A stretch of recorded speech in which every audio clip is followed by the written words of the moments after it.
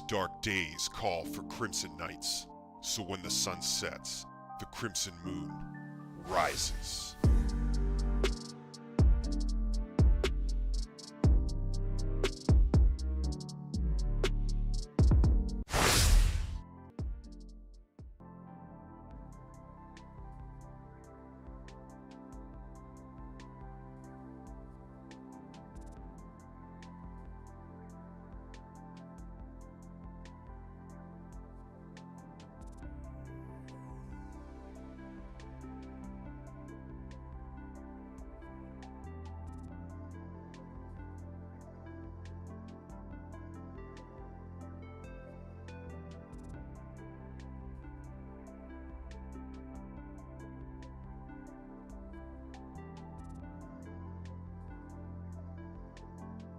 Hey Crimson Knights, welcome. Good to see you. Welcome. Thank you so much for being here. I apologize for the lateness. I forgot, honestly, that we had the Crimson Kids first basketball thing tonight, and I wasn't really sure what it was going to be. And it ended up just going longer than I expected. So I apologize for that. Tried to get in chat when I realized I was running late. Let you guys know, but I'm excited as always for tonight because we are going to be getting into another stream, part 5 of the Crimson Knights Legacy. So it's going to be a good time tonight, continuing with the story that we've been going with now for a while. A story written about the Crimson Knights, for the Crimson Knights, by the Crimson Knights, specifically written by Sabyasachi, our very own Moon Mod and Crimson Knights in the chat. So welcome to all the Crimson Knights, whether you're on YouTube or on Twitch. I'm glad that you guys are here. Try to give some shout outs right now. I see that Maddie and Sabi were in here talking earlier, getting ready for the stream to start. Even though, I was running late, they were here. Jeremiah.rec, welcome to both of you. Hope that you guys are doing well. Mystic was in here as well. Good to see you, Mystic 100. Not sure if you're still here, but thanks for popping in and saying hi. And Person Man, welcome to you as well. I do not know what that means. Und mein Hyped. I never took German. I assume that's what that is. Never took it. Don't know what it means. Oh man, Person Man said I'm okay. My grandfather was put back in the hospital though. I'm sorry to hear that, Person Man. And Sabi, yeah, we can do voice chat once we get started up here in a minute. Man, that's tough, Person Man. When your loved one is in and out of the hospital and things just keep becoming challenging or confusing, up in the air, that's really tough. I've been through that with all my grandparents, my wife's grandparents as well. In fact, well, yeah. So it's tough. It's tough. Person Man said it translates, my word is my honor. I love that. What are you if you can't even stand by your own word? Integrity, I think, is one of the most important things that anybody can have, is your words and what you're projecting out into the world matching what you are actually doing and what's actually inside of your heart. Do you have integrity? Do you have honor? It's great. I love that. Hey Moon 13, how's it going? Maddie said, yeah, the story that I've missed almost all of it up to this point, mainly because it's always on Wednesday night, and I got stuff through every night Wednesday. Gotcha. Yeah, see, I normally put them on Wednesdays. Tonight's obviously Monday because Sabi asked me to change it to Monday, but I normally put stuff on Wednesdays because Wednesdays are typically a bit of a shorter stream for me because I have a meeting that goes till later on Wednesdays. And the Crimson Knights Legacy, it just, my voice, I can only read for so long. Like once I'm reading for about 2.5 hours, my throat starts to hurt. My voice starts to give out a little bit. So Wednesdays tend to be a good night for me to stream it because that's how long the stream usually is, 2.5 hours. So it's kind of perfect for these Crimson Knights Legacy streams. But tonight, we are doing it on a Monday, and it's going to be great.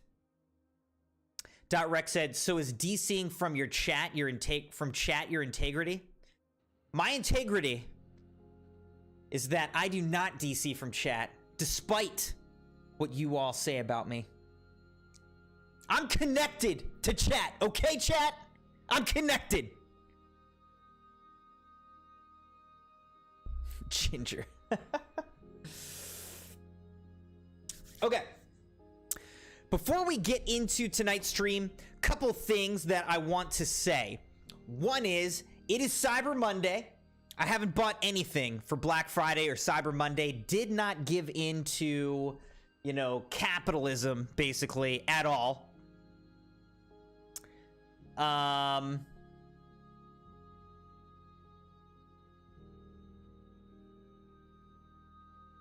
Interesting. Did the jump work? Now I kind of want to try. Can I jump? Oh, I jumped. It does work. It's hard to time it because there's a delay, but it does work. You got to get lucky. Now everyone's just going to be jumping.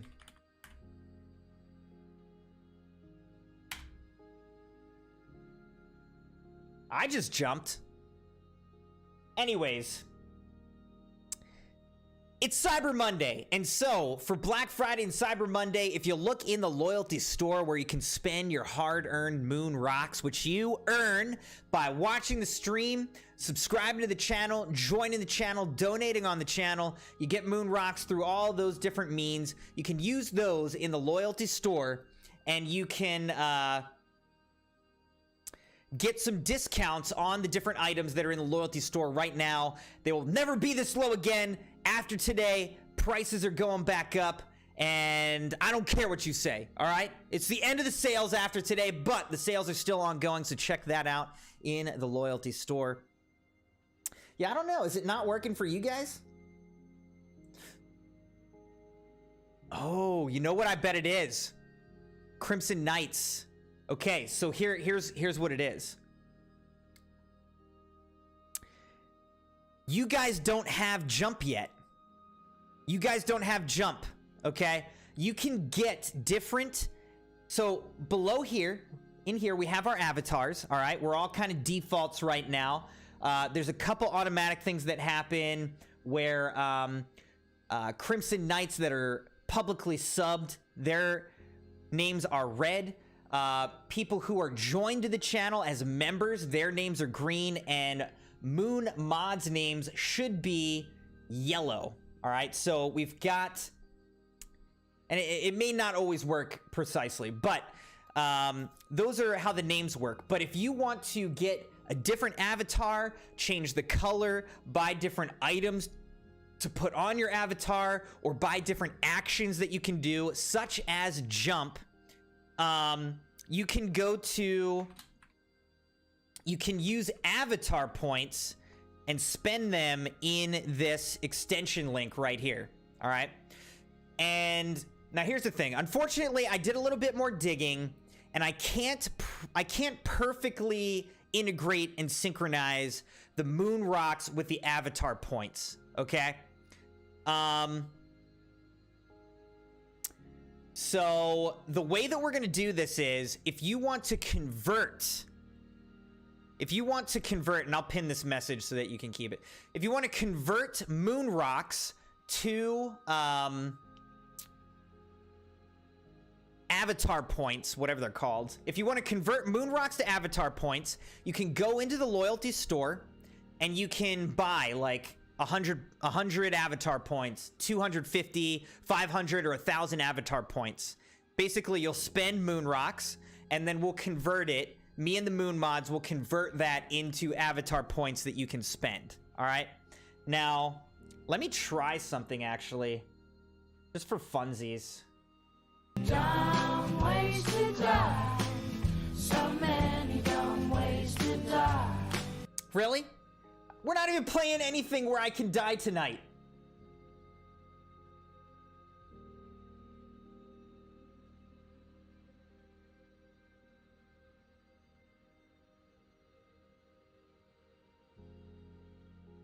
Wait, how do I do this? Okay, so...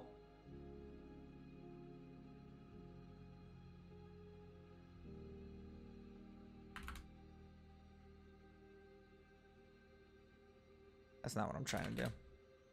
How do I do this, though? Oh. I'd have to do this individually. There's gotta be a better way to do this. Hold on. Hold on!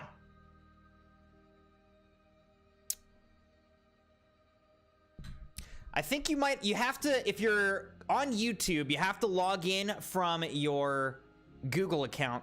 If you were on Twitch, there's an extension. If you scroll down on Twitch, there's an extension box and you can use that.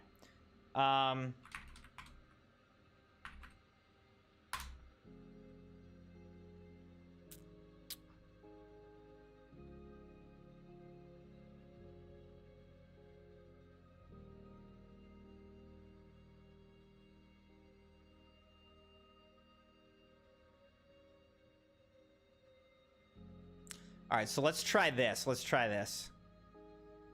For everyone who's here, let's see if this works.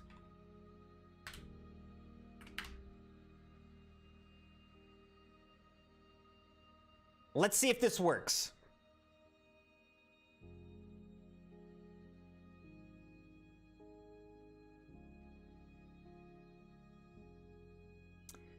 All right, so I tried to add 250 Avatar Mune Rocks to everybody, all right?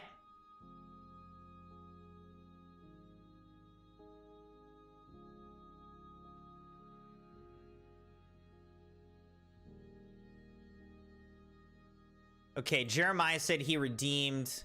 Oh, okay. I'm gonna have to make a. All right, I'm gonna have to fix that. Thank you for your patience, everybody. You know, I'm working on the. I'm trying to smooth this system out, figure out how it works. So thank you for your patience. But yeah, let me look over here and store.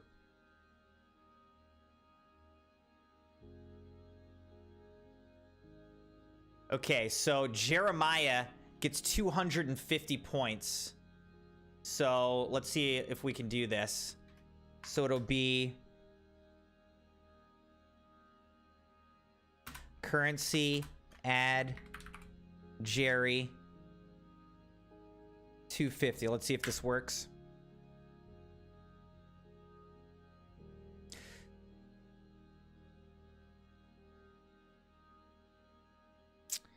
Sabi said, I redeemed Eevee Pokemon. Oh, look at that. Sabi's Eevee now. Dot Rex got a new character.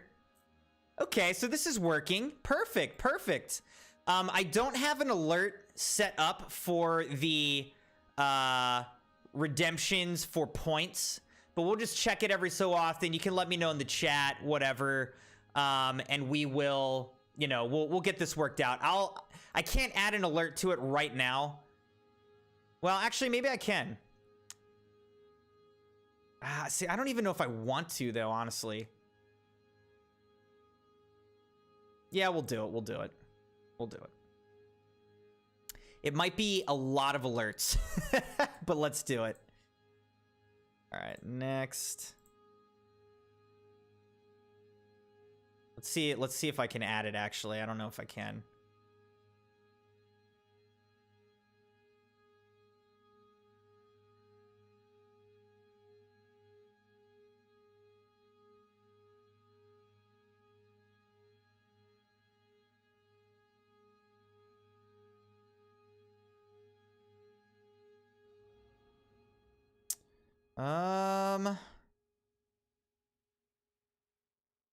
No, I'm not seeing.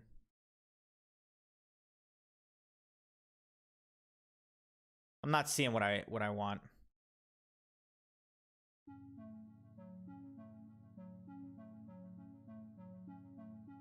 I don't know why my stuff always disappears. Let's see if I can do it real quick. Sounds. Alerts. Mune Rocks. All right, here it is.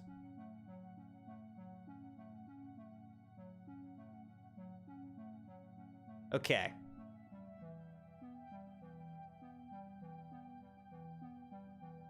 All right, give me a second. I'm editing this in the store right now, Crimson Knights, just for you guys.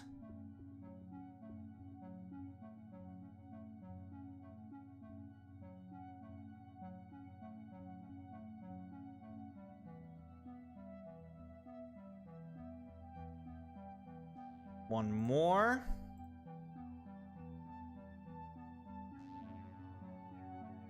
All right, there we go. There we go. They're not all Pokemon, so there are different options. We've got, you know, Blockman, we've got Pokemon, we've got Final Fantasy characters, we've got Dragon Ball Z characters. I think that's most of what I have. There's a limit on how many we can have, so I tried to get, like, some different ones that I think Crimson Knights would enjoy. So that's what we've got. All right. Cool. So again, if you want different actions and things like that, you can go to the extension, log in, you can buy actions, you can buy different avatars, you can buy different colors, items to put on them, all sorts of different stuff. It's going to be fun to see the different kinds of characters and items and special things that you guys, the Crimson Knights, put together for your own special avatars to have on stream. We won't always have these on stream, like, constantly, but I'll usually try to have them up for things like this where we're chatting or, you know, talking, reacting to things, maybe in a lobby screen, in the newsroom screen, things like that. We probably won't have them up while I'm literally playing a game, but like in the in-betweens, we'll put them up. So these will persist. You'll get to keep these, and they'll show up constantly on stream in different places. So enjoy, Crimson Knights. I'm glad we figured a way to work this out, even though it's not quite integrated perfectly. We found a way to make it work. Okay, the last thing is, I guess I'm gonna need some G Fuel. I feel like I need some G Fuel, so I'm just gonna spin the wheel myself.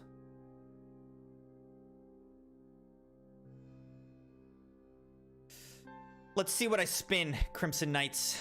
Let's see what I spin. Actually, I won't. How will I know? I won't know what I spin.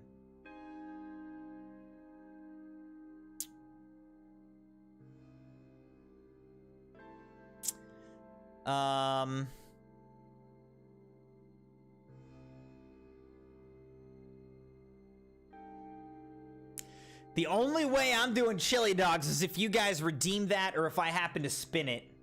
All right, fine. We'll go over here real quick, and I'll give it a real spin, and let's see.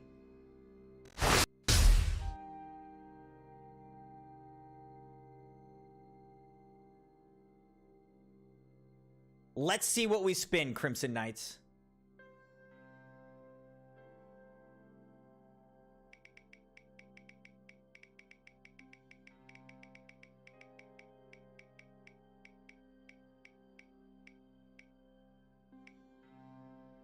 Bahama Mama. Bahama Mama it is.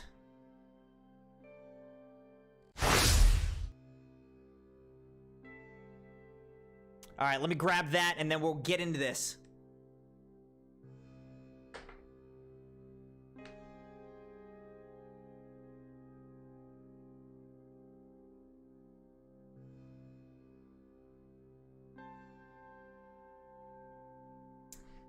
Now, if you guys go back into my G Fuel playlist, you'll see that I used to do G Fuel Madness stream videos, and Bahama Mama was the winner of my very first G Fuel Madness bracket video that I made, where I pitted all of the flavors against each other, and Bahama Mama was my top flavor at the time.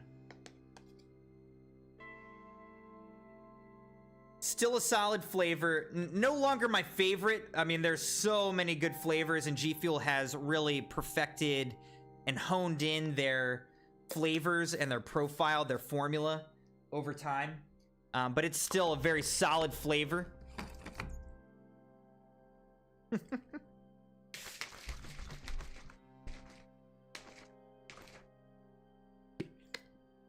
Cheers, Crimson Knights. All right.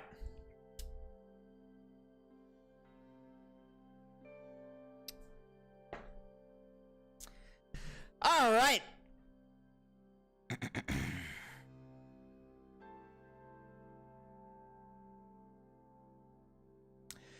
Let's bring Sabyasachi. Actually, no, this isn't what I want. What I need is this. Let's bring Sabyasachi into our voice chat. So again, Crimson Knights, this is part 5 of the Crimson Knights Legacy. If you missed parts 1, 2, 3, and or 4, those are all VODs. You can check them out on the YouTube channel, especially for those of you who are watching on Twitch right now in the Just Chatting category. You can check those out over on the YouTube. And I should make a Crimson Knights Legacy playlist if I haven't already, but you can watch them there. You can also read along in our Discord channel. We have a dedicated channel for the Crimson Knights Legacy in our Discord. Anyone's welcome to join that, and you can read along. It is very long. Again, this is a fan fiction about the Crimson Knights and yours truly, though I have yet to appear. Written by Sabyasachi, our Moon mod, and Crimson Knight. This is a sub-knight that was redeemed by Dogpool using Mune Rocks, gifted to Sabi, who used it to redeem tonight's stream for Crimson Knights Legacy. So, without further ado, let's pull Sabyasachi into the voice chat, if he's ready. And then we'll get started with our reading, picking up with Season 2, Episode 9.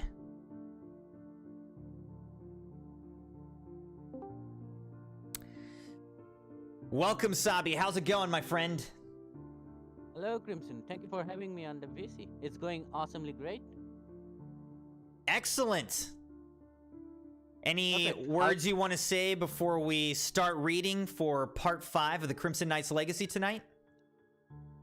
So, yeah, absolutely. So, before we start part 5 of my series, Crimson Knights Legacy, I would like to give a massive shout out and thanks to my cute buddy Dogpool for gifting and claiming this sub knight and giving it to me. A massive shout out to him. Massive shout out to Dogpool.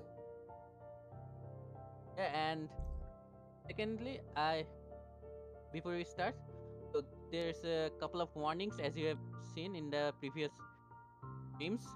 Tonight, I would say, yeah, another warning I'm giving you for the stream. This will be very sinister and very gruesome episode, so keep in mind, and we'll start whenever you're ready, Crimson. Sounds great. Well, thanks so much, Sabi. And as always, we'll take breaks after, different scenes or episodes or whatever, and keep checking in. But, yeah, without further ado, I think we can jump into tonight's reading and see how far we get tonight. I'm excited. Absolutely, me as well. Tonight is the day that Woods and Rek, their characters will be revealed so far. Okay, so Woods and .Rec have been waiting for like 4 full episodes for their characters to appear, and Sabi is saying... Now, this is Sabi. I have no idea. I've never read this. I'm experiencing this for the first time, just like you, Crimson Knights. But Sabi is saying that .Rec and Jeremiah are going to appear tonight. I believe him. Yep, Crimson, because the episode you're about to read contains their full story and how and what they are, what their character is. There we go. Okay. Hold on a second. I have my windows were backwards here. All right, perfect. No worries, Crimson. By the way, Latrice, welcome. Good to see you. All right.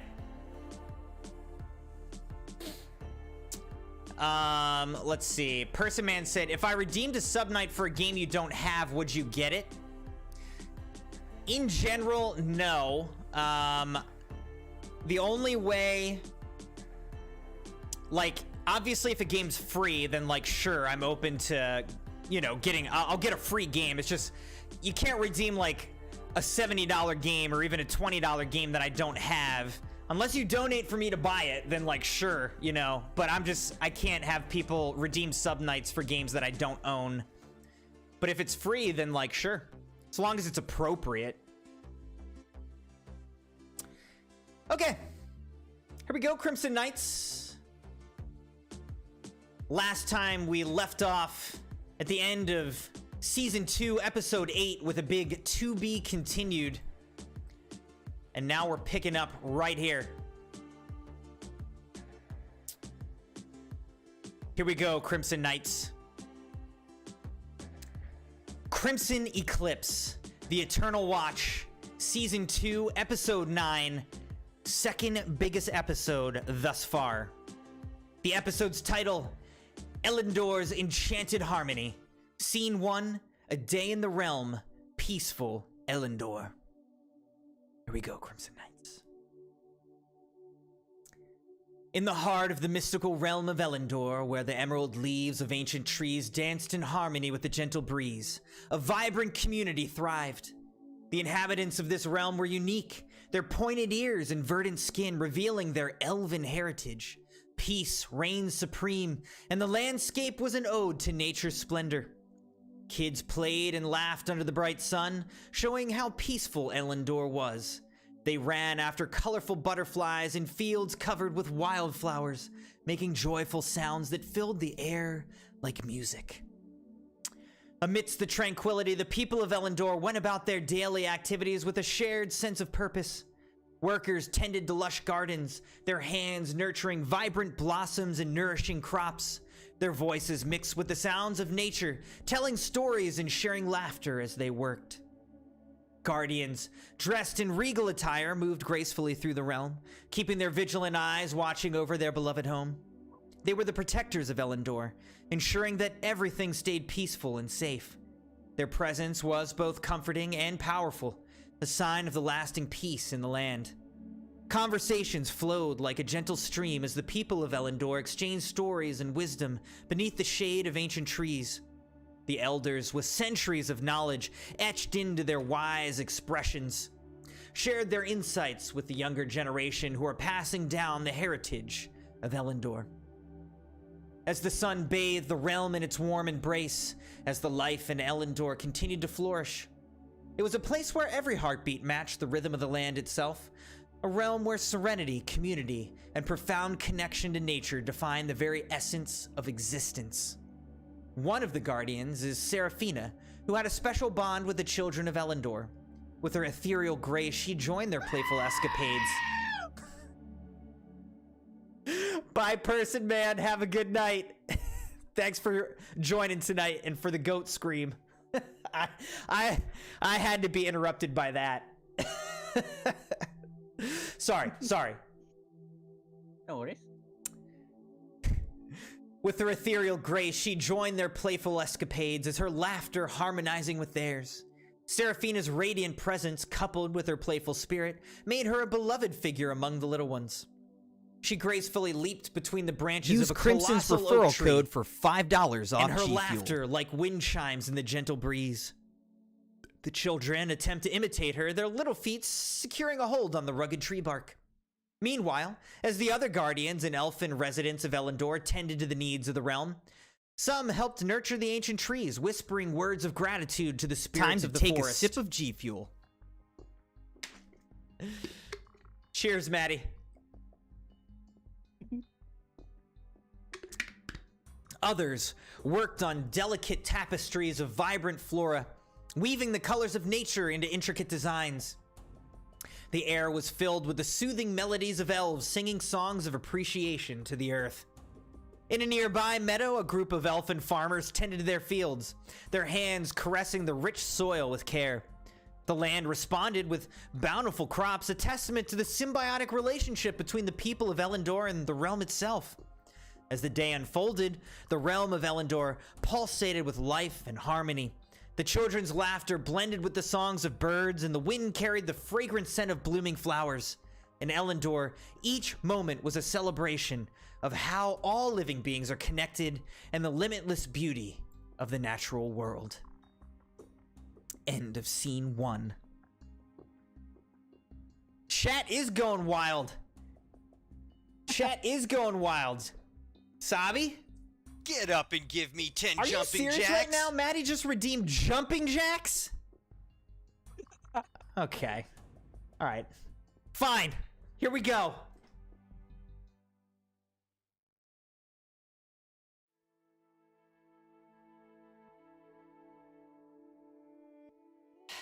Here we go, Maddie.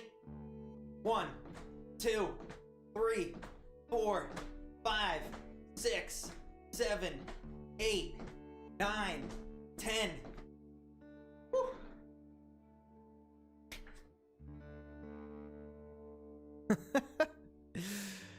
Oh my goodness. All right.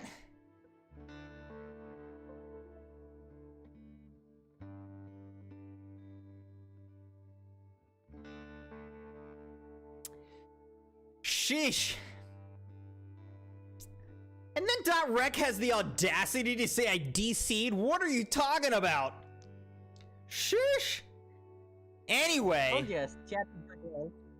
Thank you, Crimson Knight, so much for being here tonight, by the way. Thank you for liking the video and being subscribed or joined to the channel. And over on Twitch, thanks for following over on Twitch. I do appreciate that. And you know what? In honor of tonight's Crimson Knights Legacy stream, the 5th in our series, let's do some gifted memberships. Make sure you have gifted memberships enabled, allowed on the channel.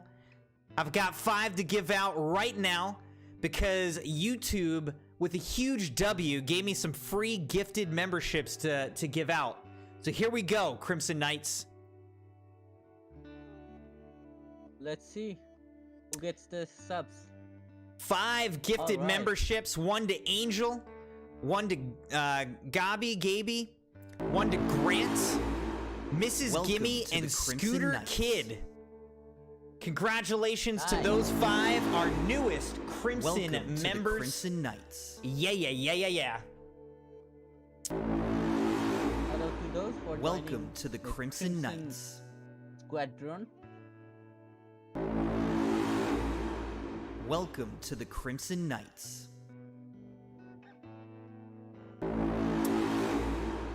Welcome I'll wait to for the the Crimson Knights. new Crimson Knight members alerts to stop.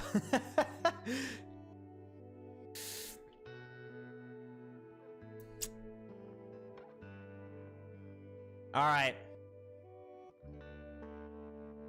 I think it would alert you if you were given the option, like if you were, it's all random, it's randomly selected, but if you were one of the randomly selected people, I think it would say, it would give you a prompt to allow.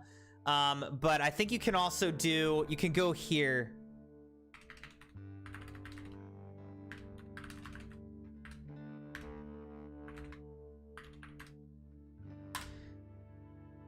And just check that you have, Ladies and gentlemen, Crimson has officially disconnected from the chat. you can do that, click that link. That should work to make sure that you have gifted memberships allowed. Don't worry if you didn't get it this time. We'll do gifted memberships regularly on the channel. Yo, Rashad, welcome. I know, look at all these viewers. All the little avatars, Crimson avatars running around. Ah, Mrs. Gimme, you are absolutely welcome. Congratulations on becoming one of our newest Crimson members for the month through a gifted membership. Appreciate you, Mrs. Gimme.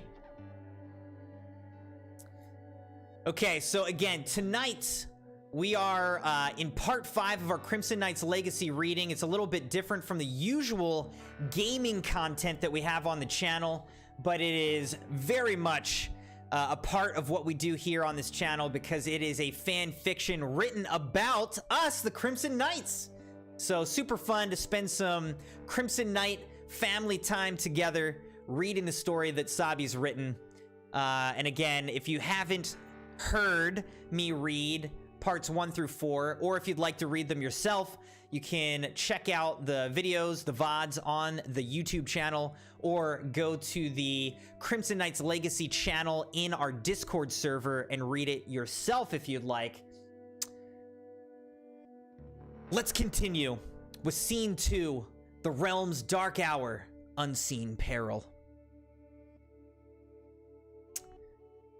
The realm of Elendor, once bathed in the warm embrace of sunlight, found itself engulfed in a shroud of darkness. The sky, once a canvas of bright hues, had been replaced by ominous clouds that roiled with malevolent intent. Thunder crackled across the heavens, and the very ground beneath trembled with an unsettling energy. Elfin resident, with a voice filled with concern, says, "By the spirits, what's happening? The sky, it turned dark."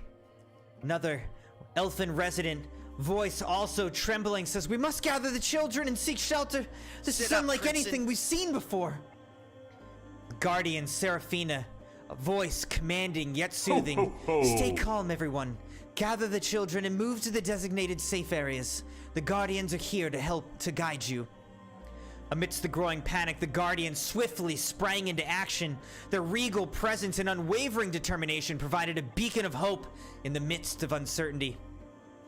An elfin farmer urgently says, is it some kind of natural disaster? The realm is shaking! An elfin elder with a firm voice says, "We cannot rule out any possibilities. Our connection to the land must guide us. Keep moving, my kin." Other elfin residents' voices blending in a chorus of worry while expressing their concerns. "The ancient trees, they seem restless," one exclaimed. I've never felt the realm tremble like this before," added another. The once harmonious realm now echoed with a cacophony of shared concern and the rustle of hurried footsteps as residents moved to the safety zones. In the midst of the unsettling event, the unity of the elfin community became evident as they faced the unknown together. The elfin residents rushed to gather their loved ones, the children's Mune frightened Rocks cries redeemed. blending with the rising wind. Guardians moved quickly with the purpose of leading the folks to safe areas that had been prepared for emergencies such as this. An elfin mother with a comforting voice says, "Hold my hand, my child. We'll be safe. The Guardians are here to protect us." As the darkness deepened, the realm of Elendor became a scene of urgency and resilience. The inhabitants worked together, united by a common goal, to weather this inexplicable storm and ensure the safety of their cherished realm. Guardian Alindra, voice resonating with authority, "Stay close to the Guardians. We shall guide you to safety." Amidst the chaos, the strength of community shone brightly.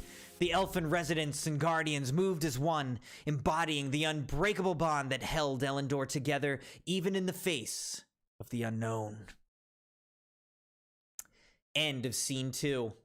Excellent, excellent. Glad you're Alright, enjoying the Crimson. stream, Mrs. Gimme. How's it going so far, Sabi? It's going awesomely great, and this is the scene, Crimson. There, you can read the message if you want. I put a little message in there. Season 3. I mean, Scene Okay. Will do. Scene 3, Darkness Unleashed, Arrival of the Abyssal Dread Knight. Sabi said, one of my favorite scenes, a bunch of heart eyes. To keep things epic and insane if possible, you can listen to a music called The Devil Himself by Daniel Garavini and read what I unfolded below. Interesting. If you want to make things epic, you can listen to the music and read the below scene. Is that I a would copyrighted music or no? I'm not sure if it's copyrighted or not. But Gotcha. That's what I'm afraid of. Yeah.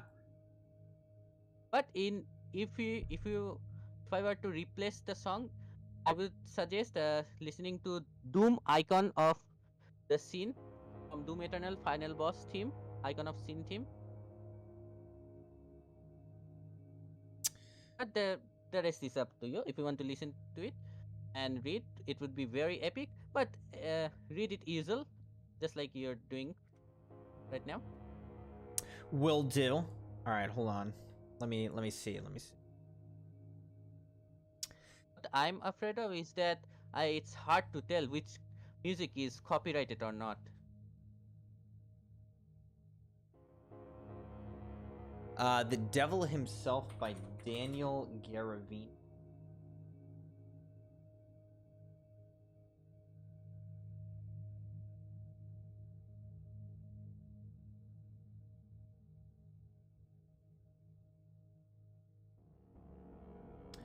Well, suppose we can try it and just see what happens. Give me a moment, though. All right, so somebody, I think CrimsonMune 13 asked, how do I buy points? So yeah, you can go into the loyalty store and you can buy points that will convert your Mune Rocks to avatar points. Oh, Moon 13 just got 1,000 avatar points. So let me take care of that real quick.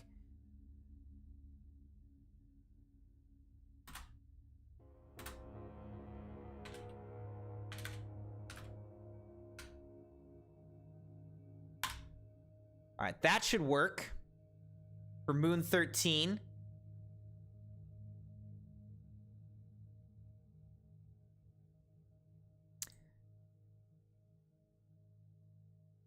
Perfect. So now Moon 13, you should have 1,000 points that you can use to get different avatar things. Again, you can customize your avatar. You can get different avatar like bodies, and then you can also like customize the name tag for if you don't have a red one.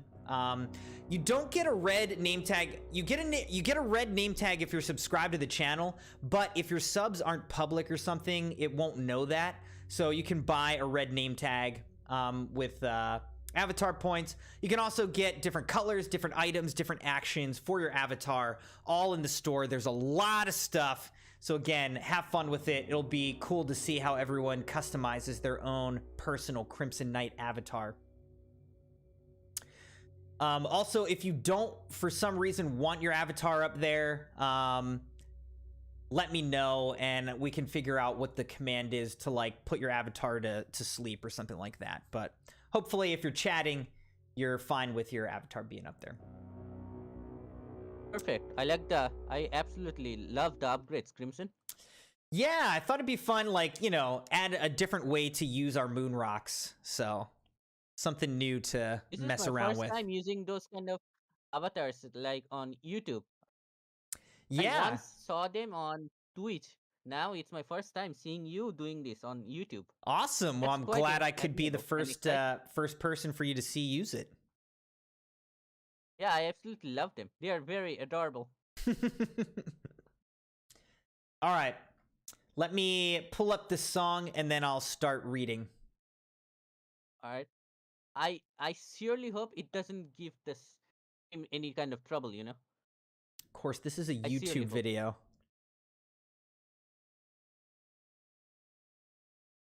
All right, let me try this instead.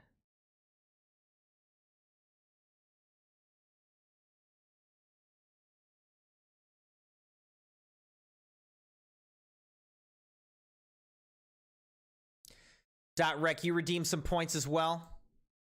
I gave you your points though, .rec. I thought I gave you your points.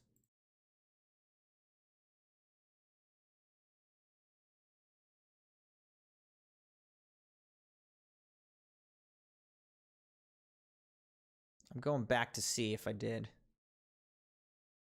Oh, I gave points to Jeremiah. He redeemed 250. You just redeemed him?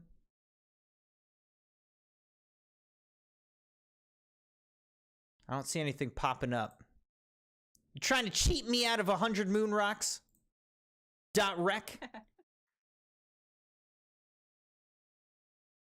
Moon 13's a spicy sugar cube with a sword. This is my first time hearing a sugar cube being spicy. All right, let's see if I can pull this up. All right, so it's called The Devil Himself.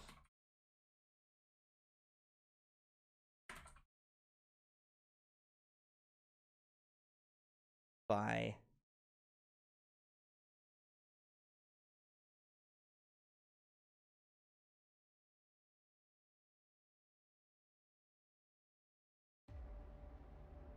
You want me to share the link for the video?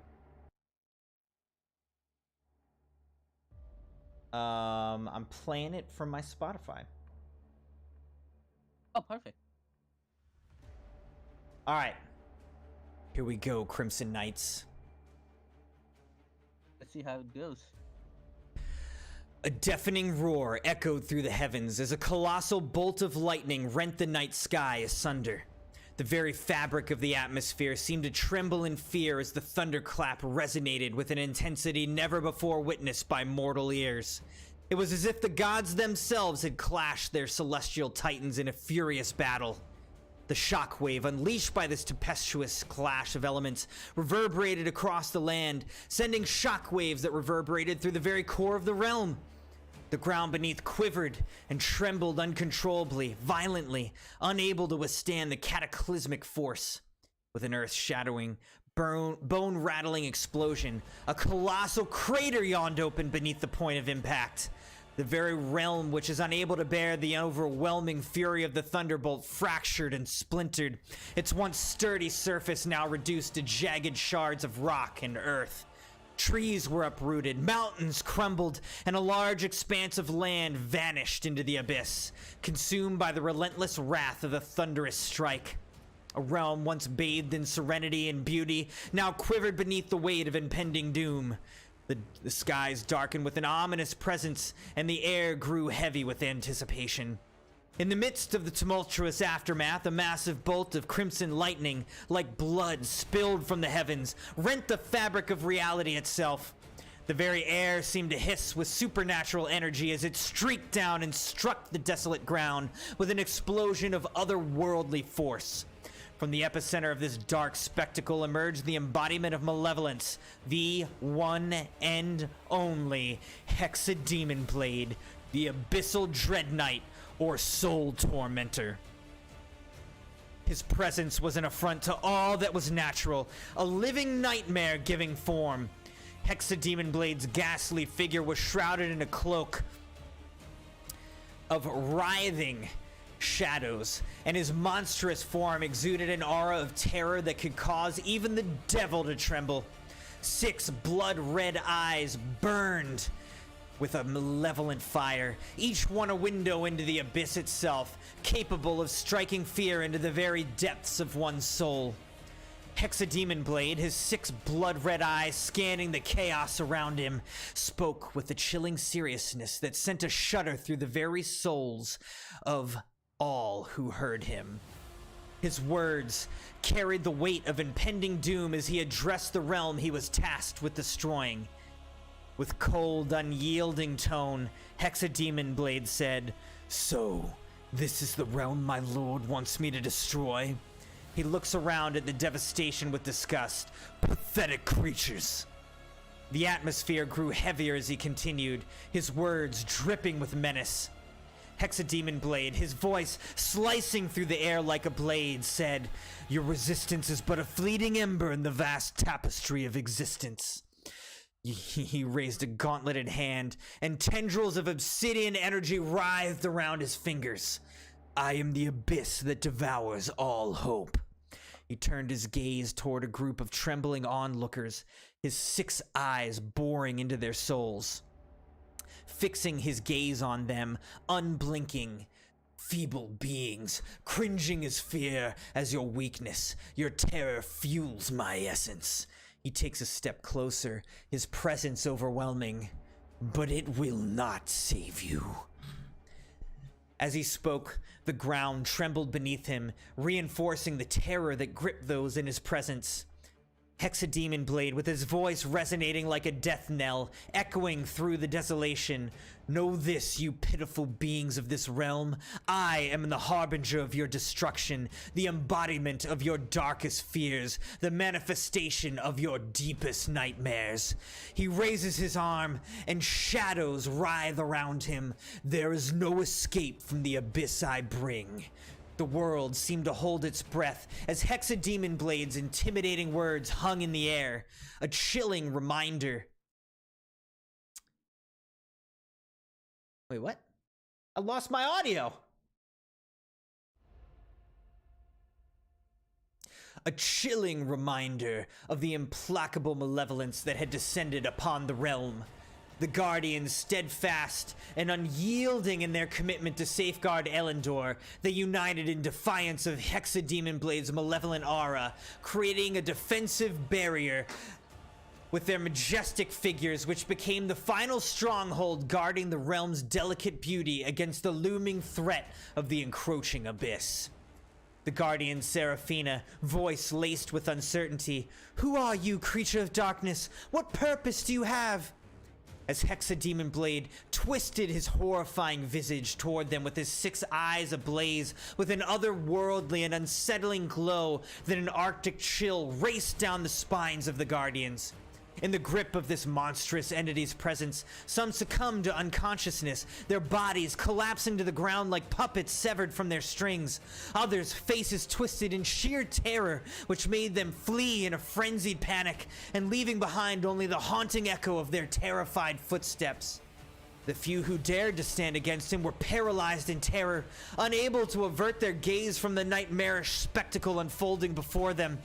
Their bodies convulsed, uncontrollably ensnared by a primal fear that seemed to emanate from the very core of Hexademon Blade himself.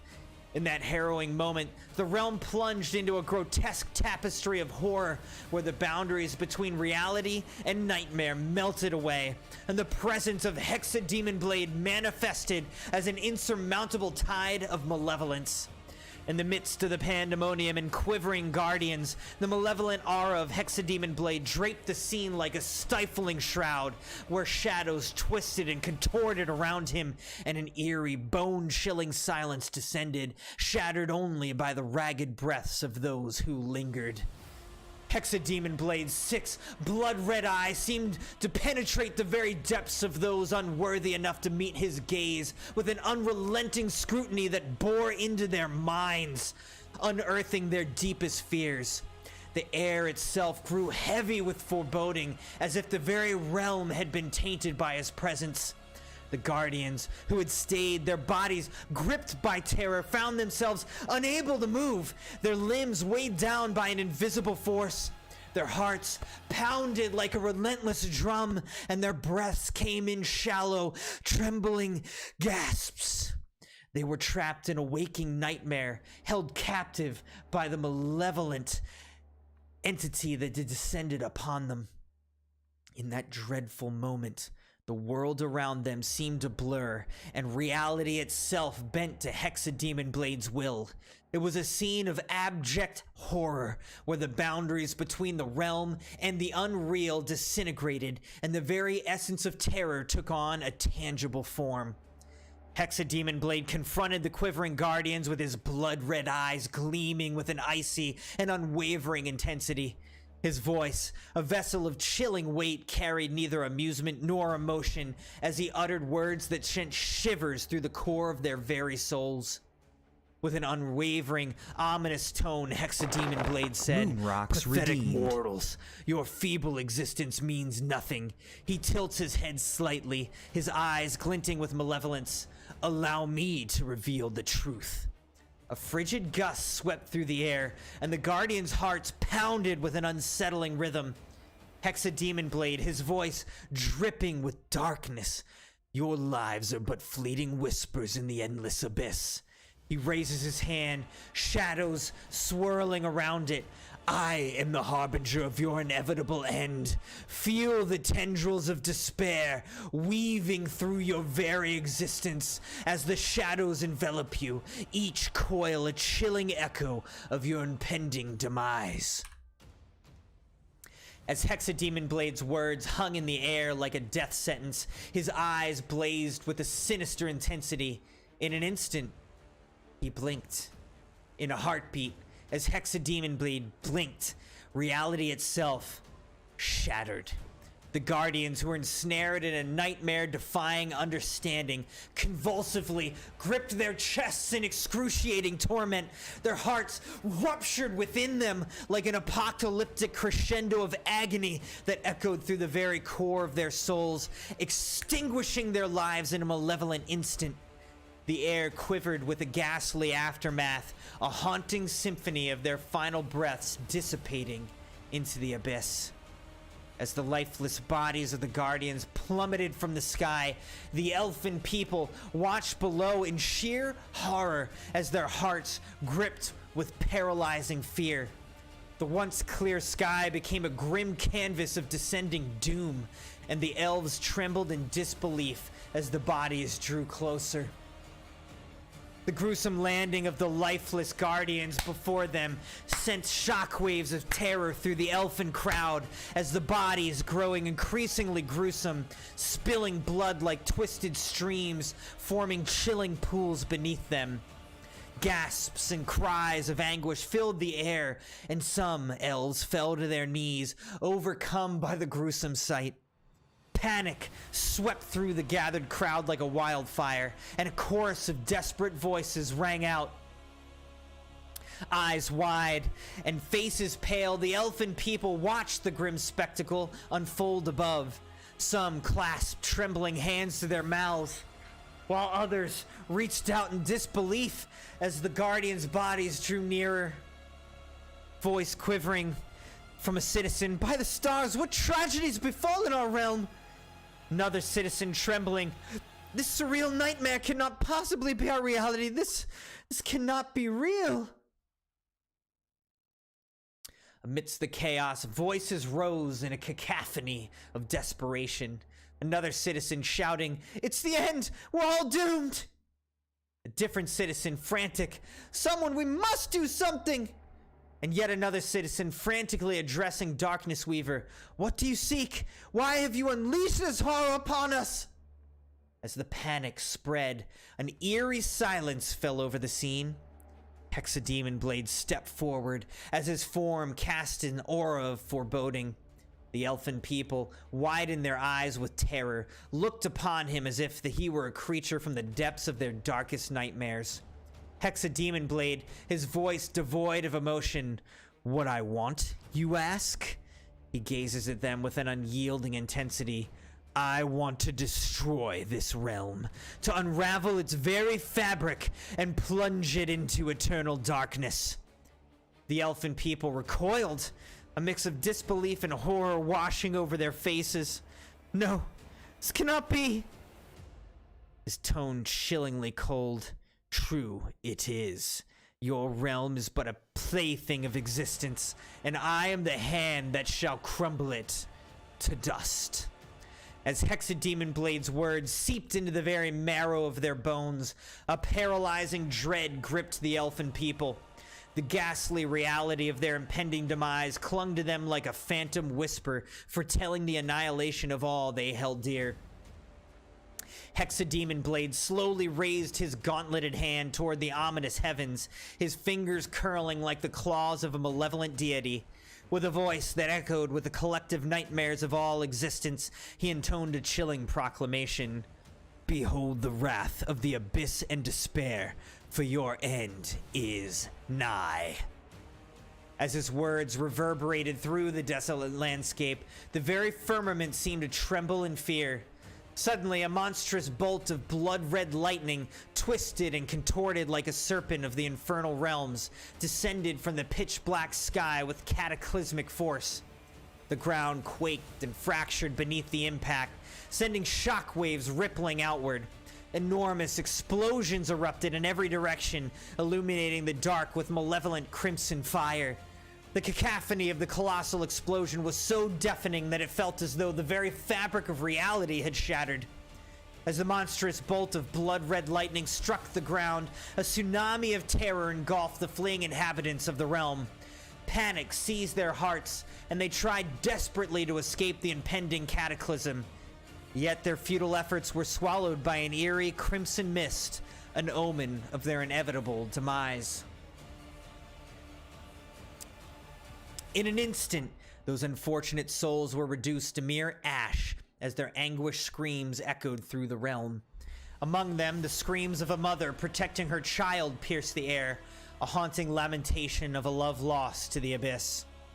The anguished cries of the male elves, once embodying pride and ferocity, now wailed as helpless victims, harmonizing with the chorus of despair that echoed through the cursed landscape. The wise elders, who were the pillars of the community, crumbled into ash, and the joyful laughter of the children vanished as they turned to thin ash. The once lively landscape now held the haunting silence of a generation erased by a relentless, unforgiving force.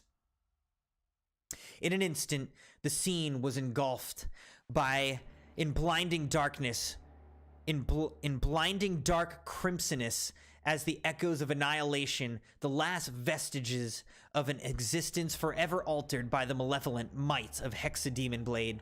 The landscape bore witness to the cruel symphony of a world now shackled by the oppressive grip of an insidious force. Amidst the ruins of a realm torn apart, Hexademon Blade stood like a malevolent god of destruction.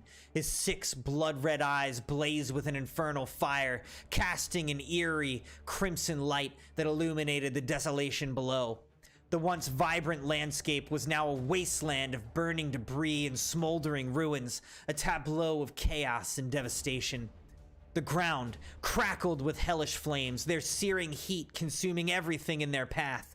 Fallen bodies lay motionless in a horrific way, which is a chilling reminder of the lives that had been extinguished in the wake of Hexademon Blade's wrath.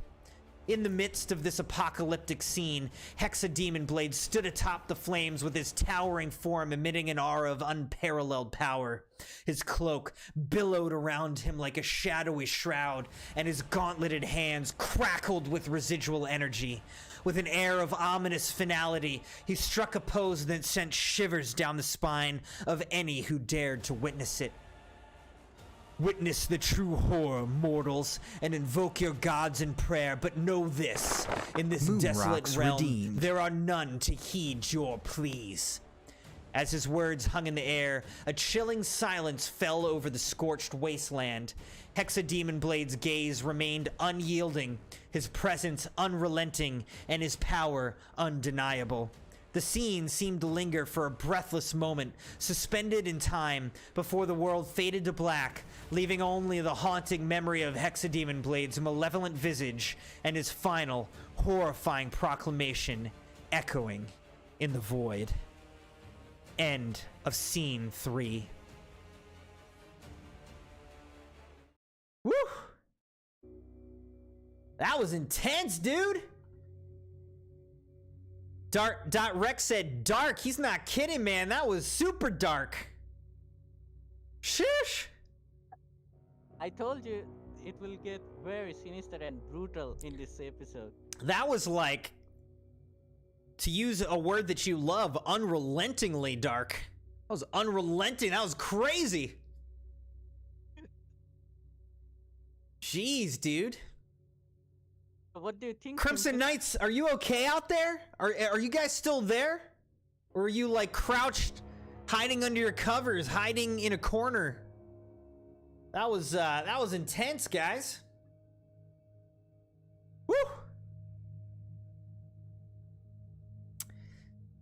All right, we got some Mune Rock redemptions, so let me take care of those real quick so that you guys can play with the avatars.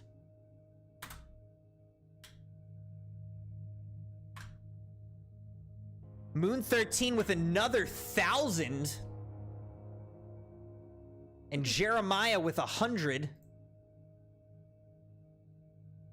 Moon 13 got the points power in her side.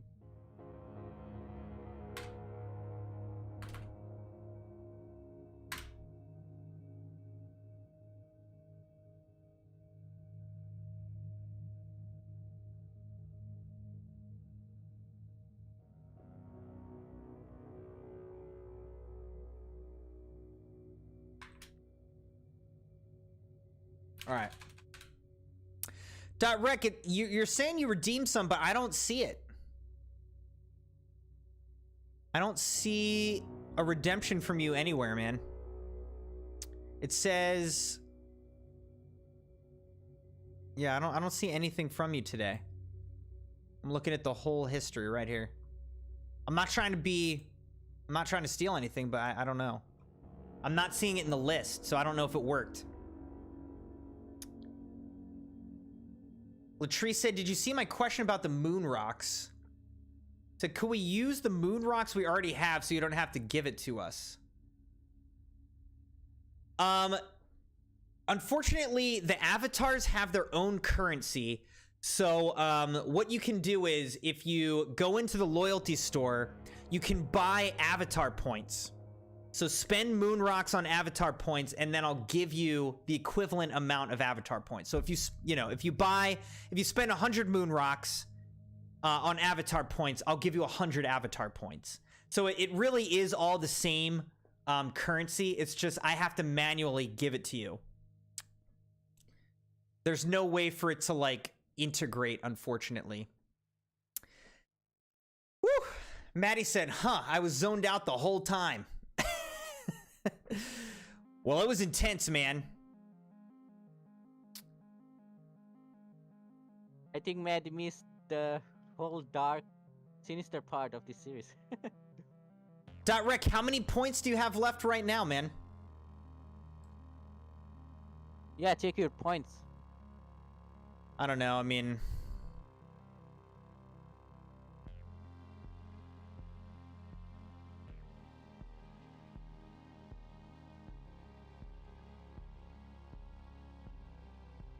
We'll get it sorted out, but I just don't know that it even worked, .rec.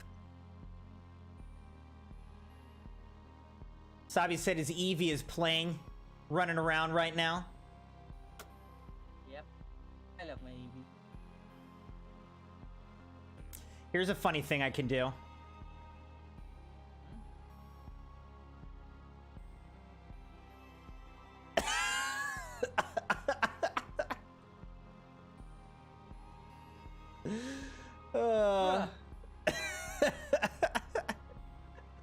That's hilarious.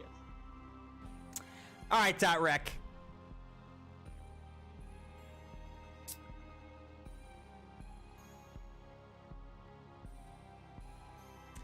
I'll trust you, man.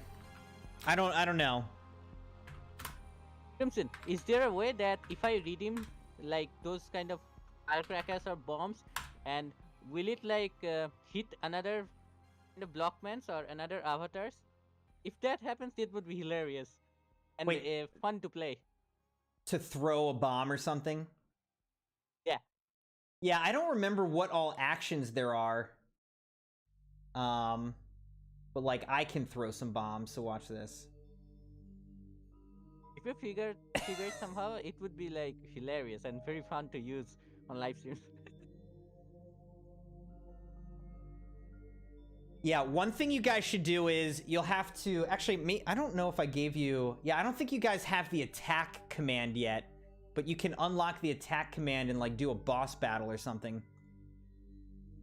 Oh, that's awesome. I think we don't have the attack command yet. We have to claim it from store, I guess. Yeah. So at some point we'll have to test that out. Yeah, sounds fun. Let's see what different things there are that we can do though. Real quick, let's see. Alright. For the first time, I must see my Eevee with sword.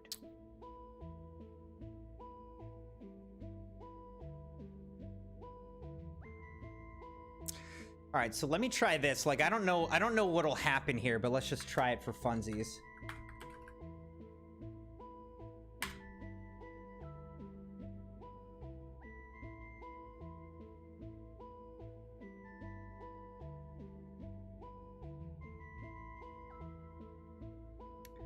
So you can type !join space red or blue to join the red or blue team.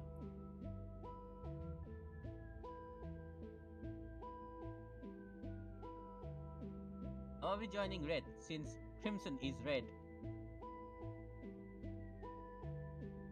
crimson red color. I don't know if anyone actually joined. I typed join, but it's not saying. Let's see. Do we have to type red or join? I don't know. It looks like this There's takes the up the angle. whole screen.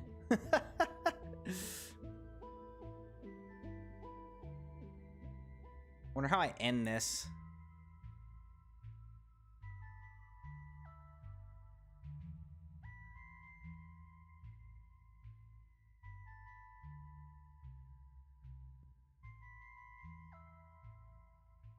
I don't think anyone joined in time, so how do I turn this off?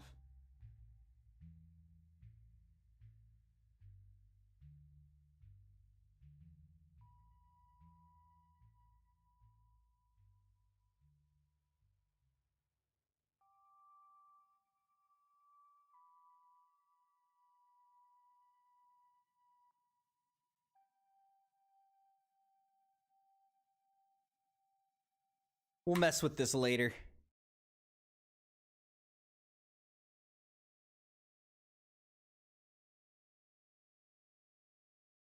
I wonder if I have to like disconnect it, reconnect it. Let's try that.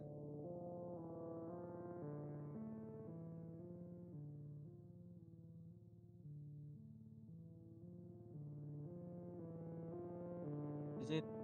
Yeah, I think that worked. All right. Let's see. Basketball's taking up too much of the screen.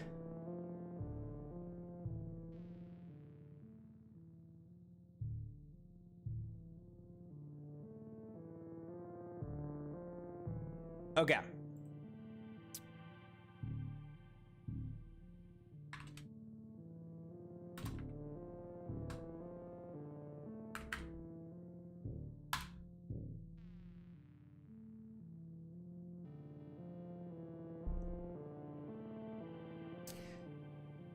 Yes, $50 for everyone. Awesome. All right. Whew. That was intense, Crimson Knights. I'm taking a little breather because that was a lot. That was a lot. Yeah, and so Crimson, what are your thoughts on the previous scene, on scene 3? What do you think? Yeah, man. I mean, it was intense. Like, all of a sudden, stuff got real bloody, real dark. You just, like, had people's hearts explode inside of them and, like, disintegrated people and had them fall from the sky and their bodies hit the ground. Like, that was crazy. That's some crazy stuff, dude. And to put it in briefing, it would be like when Hexademon Blade blinked, some of the Guardians who were standing, quivering and shaking, their hearts explode within them, and with an instant, they fell from the sky into their death in the surface, hard ground, where they, as you know, when bodies hit in the ground, it's kind of like impactful and blood's coming around, and that is the scene I put in there. It's crazy, Sabi. Also, this I is will not say- all. There are Oh, go ahead. two of the scenes which I deleted, which was like a bit too much for getting onto YouTube, you know. First scene, it was that when after all this, Hexademon Blade confronts the remaining elfin citizens who were like very injured, and after the like cataclysmic explosions, their skin burned, and like all those like human organs and those kind of things like coming out, blood, gruesome scene.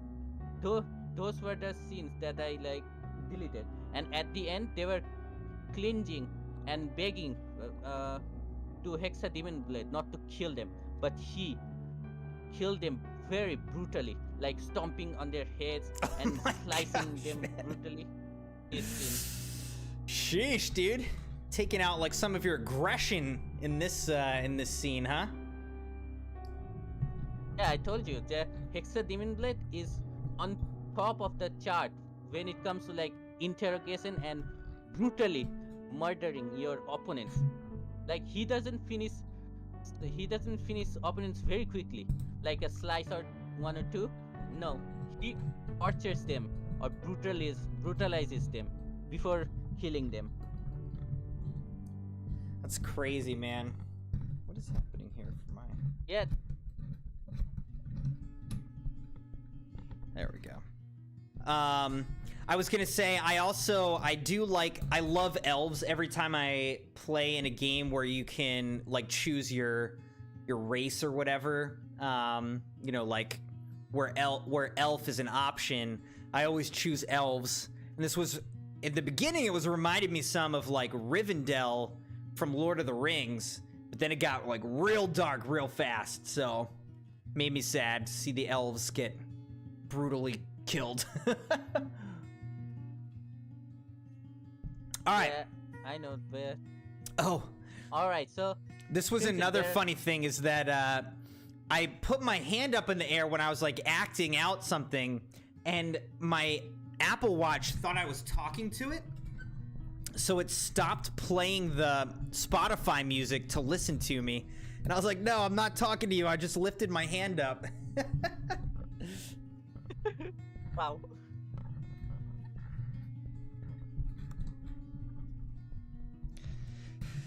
All right, I think why isn't this working? What is happening right now? Sorry, my mic is messing up here. No, it's Crimson. Take your time and fix it. Let's see.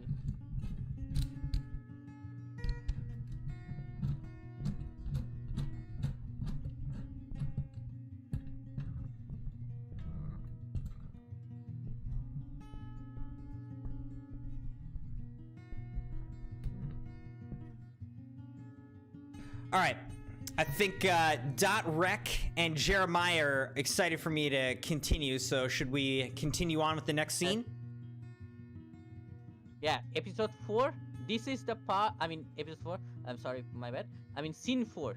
Scene 4 is the part where their character is in there. All right. Oh, I think they're waiting for this moment for a long, long time. Without further ado, let's begin, shall we? Okay. I hope that they have a pretty significant part or a good part. Yeah. But I guess Also, we'll Crimson, find out. Fun fact. This Yes. scene, particularly this scene 4, was the hardest to read. I mean, create in my imagination throughout all the series. Interesting. I mean, for the first time, and this was the hardest scene to create. Okay. Well, it'll be interesting to read it and see why that might have been. Yeah. All right. Well, before we jump into the next scene, again, Crimson Knights, thank you so much for being here. Thank you for liking the video and being subscribed, joined to the channel, or following over on Twitch. Appreciate you on YouTube and on Twitch. Thank you, everybody, so much for being here. I hope that you're enjoying this reading, Part 5 of the Crimson Knights Legacy, written by Sabyasachi as a fan fiction of the Crimson Knights. Let's pick up with Episode 2, Scene 4, Resilience Amidst Ruin, Seraphina's Protective Embrace, or a Mother's Protective Embrace.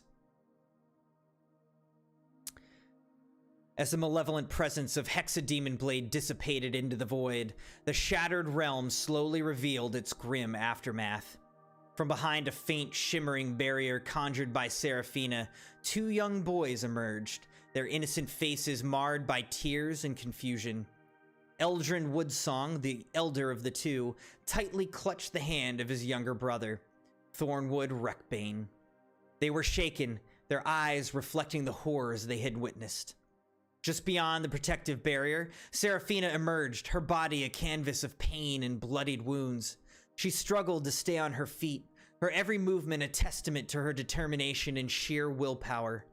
Blood flowed from various injuries across her battered form as she staggered forward. The cries of the 2 young boys reached her ears, their voices filled with desperation and fear.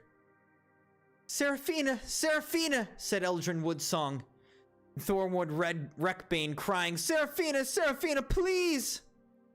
Seraphina's heart clenched with a mixture of pain and hope as she pushed herself to move closer to the children.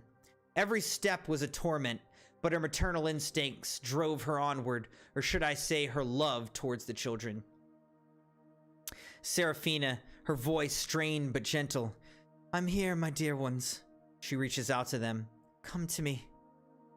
Amidst the desolation, two young boys, Eldrin and Thornwood, clung to each other by their tear-stained faces etched with sorrow and confusion. The weight of the tragedy they had witnessed bore heavily upon their small shoulders, and their cries filled the air like haunting melodies of grief. Seraphina, her body still bearing the wounds of the recent devastation,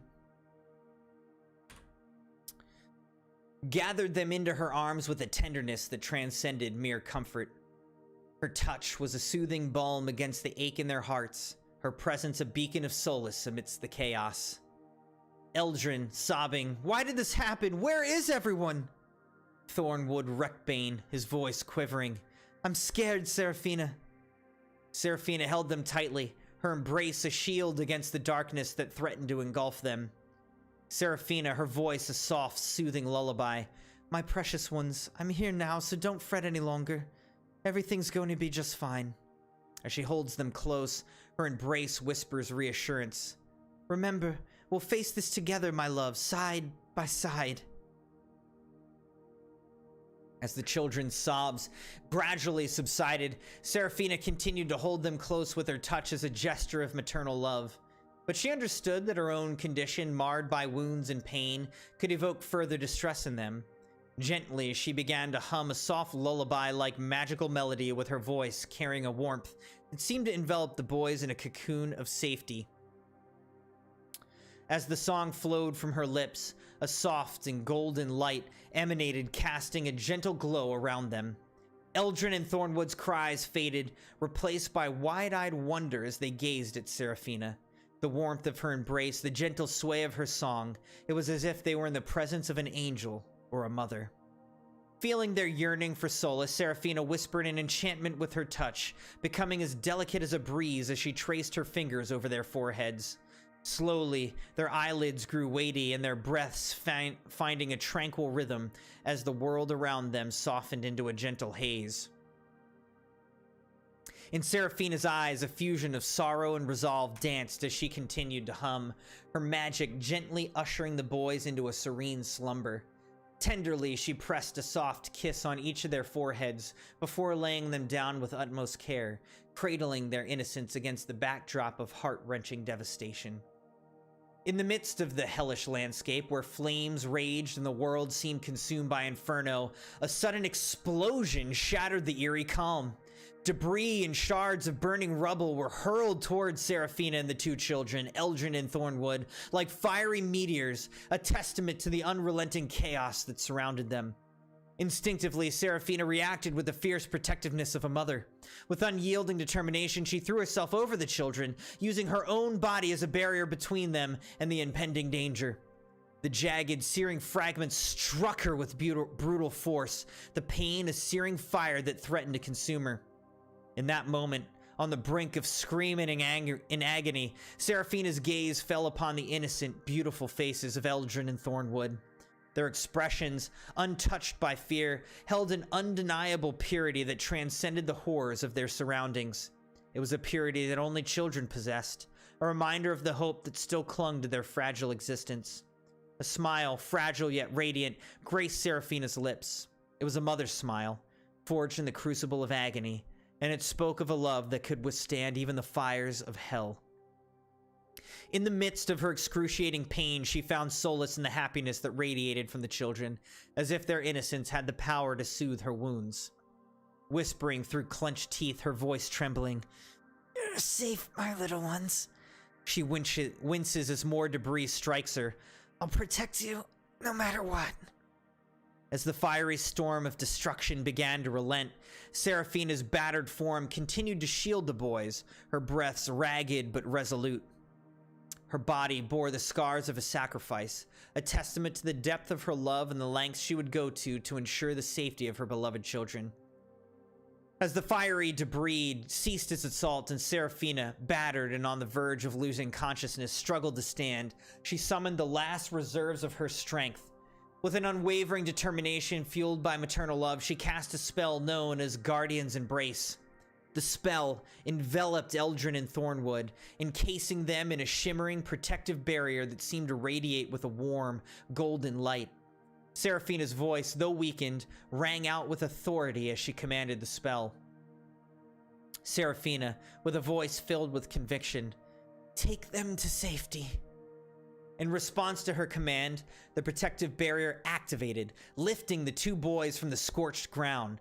They floated gently above the ashen landscape, cradled in the magical embrace of Seraphina's spell. As Eldrin and Thornwood floated away from the protective embrace of the Guardian's Embrace spell, Seraphina watched them with a gentle smile, her heart filled with a profound sense of love and accomplishment. Her eyes, though heavy with exhaustion, shone with tenderness and warmth as they traced the path of the boys' departure. In that moment, as the distance between them grew, a cascade of memories flooded Seraphina's mind. She saw herself playing with them, their laughter filling the air like sweet music. She recalled the funny moments, the tickle fights, and the shared jokes that they'd brought joy to their lives, even in the midst of darkness. Seraphina, her voice soft, filled with love. "My brave little ones, you've brought so much light into my life. From the very moment I met you, I knew my purpose was to protect and love you as my own." Tears welled in her eyes, but they were tears of joy and fulfillment. Seraphina had given her all to ensure the safety of the children, and seeing them on their way to a better life filled her with a profound sense of contentment. Seraphina, her smile radiant. "Remember, my dears, you're never alone. No matter where you go, my love will always be with you. You are the heartbeats of my soul." As the boys continued their journey to safety, Seraphina's gaze lingered on them until they disappeared from view. Her heart swelled with love and pride, knowing that she had made a difference in their lives, just as they had in hers. In the midst of the desolation and destruction, a mother's love had shone brightly, a beacon of hope and resilience. And as Seraphina stood there, watching the horizon where the boys had vanished, her smile remained, a testament to the enduring power of love and the strength of a mother's heart. As Seraphina spoke her heartfelt words, a sudden, colossal explosion erupted, with a ferocity that seemed to tear the very fabric of the hellish landscape. Giant debris, wreathed in hellfire, hurled toward her, a deadly cascade of destruction. Unaware to Seraphina, her protective barrier had not only carried Eldrin and Thornwood to safety, but had also returned a piece of her own heart to her in the form of Eldrin's unwavering love and connection. Amidst the chaos, as the fiery debris threatened to engulf her, a gentle voice rang out with a single word that resonated with pure love and longing. Eldrin, with a soft, melodic voice. "Mother." In that moment, Seraphina's heart and Eldrin seemed to beat in perfect synchrony.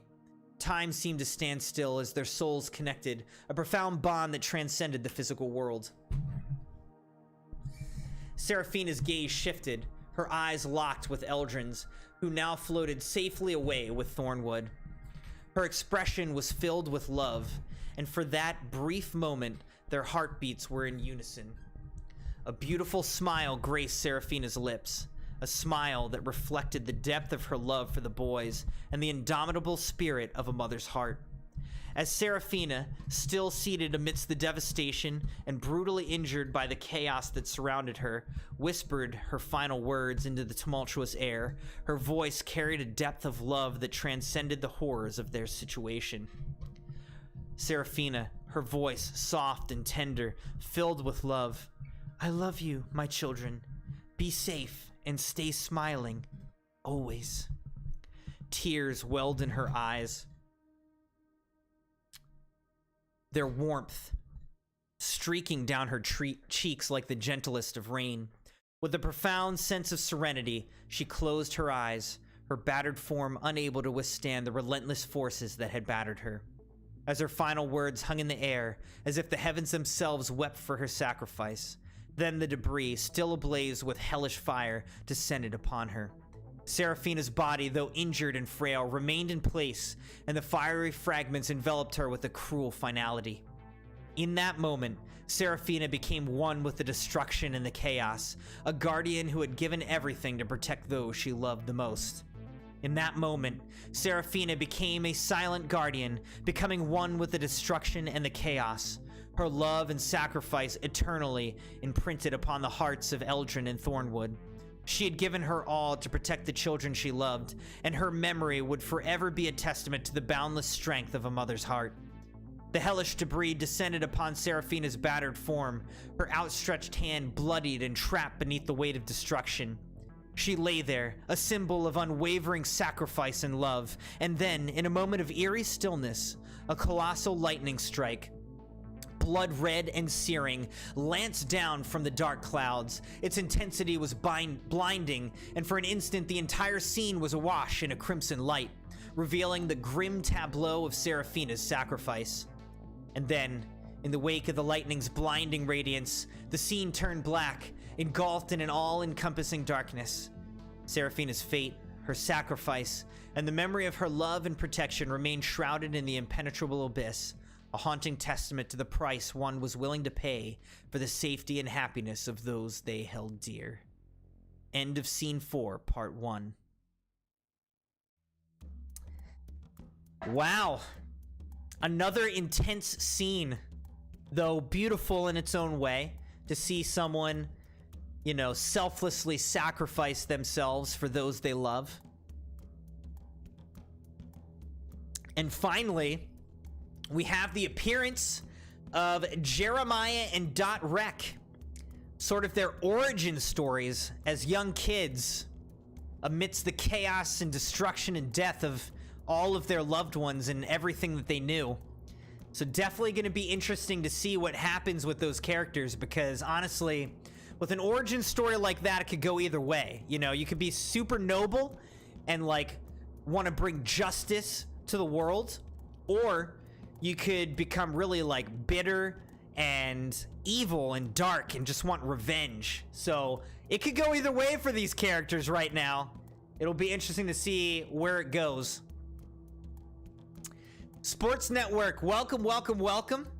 Yes, Sabi wrote this fan fiction of the Crimson Knights. This is our 5th stream, our 5th reading in the Crimson Knights Legacy. It's all written out in the Crimson Knights Legacy channel of our Discord server, so you can read it yourself there if you'd like, or you can go back and listen to parts 1 through 4 that we already read in those VODs.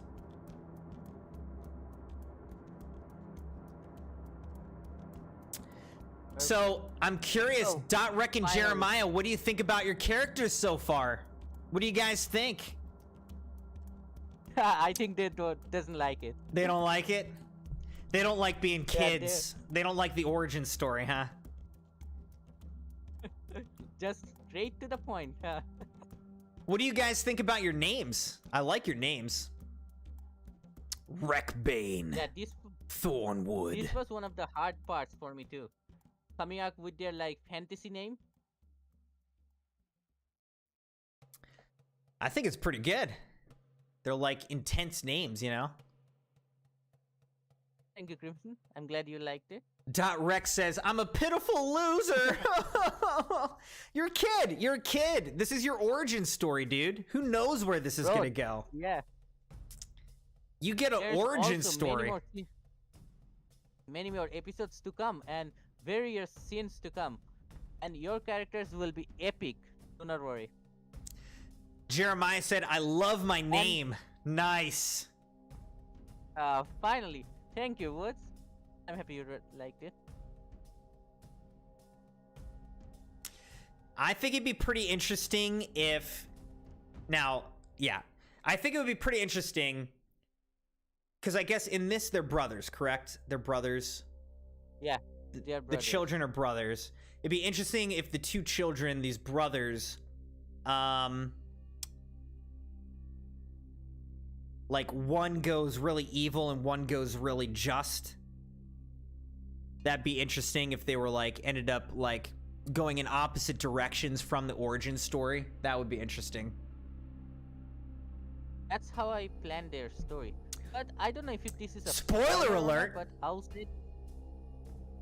I mean, I don't know if this is a spoiler alert or not. But I would say that just as you guessed, yes, you are correct. Well, one of them will go like revenge and evil type of way, and one will go justice and protect savior type of way.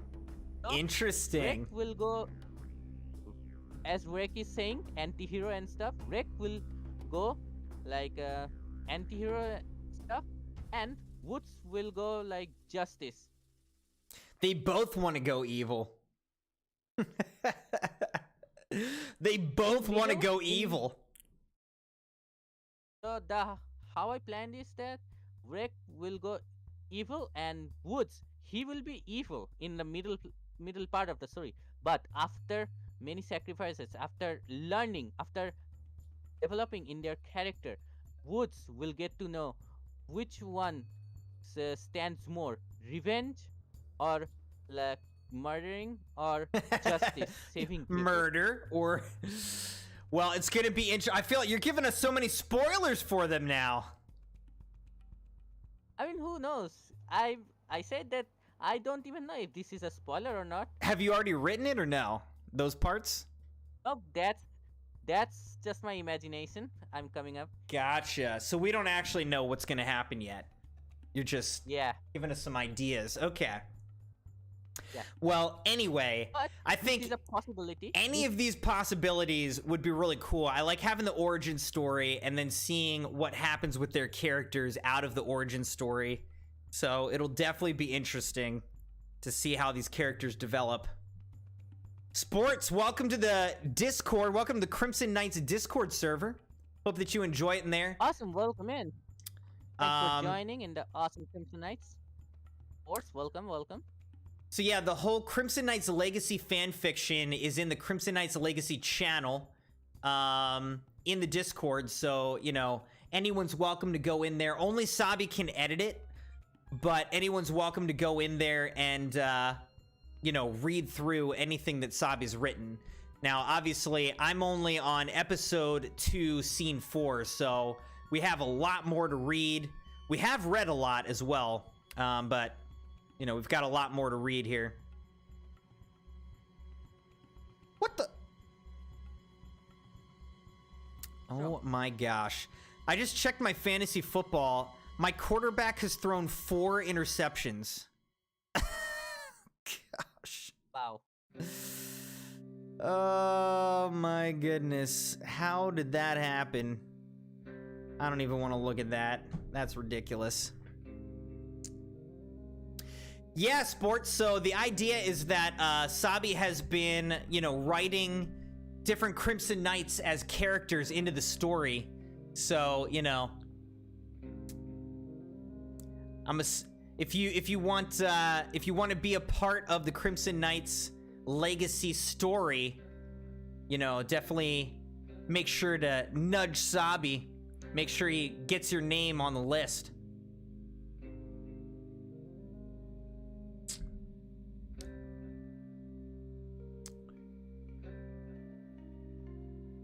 Perfect. Also, Crimson, there is a deleted scene. If you want to know, I can give you the details. The scene. A deleted scene. Yeah. It was also like a brutal one. Oh gosh. Okay. Like after Serafina, when she like sends Brooke, Woods and Rek into the barrier when she was watching them, instead of the like debris and protective nets, Hexa Demon Blade suddenly appears behind her and says this line: seems like a little ant is not giving up the life. She was froze in the place with the presence of this interior darkness, and after that, he pulls out his blade and pierces through her mouth.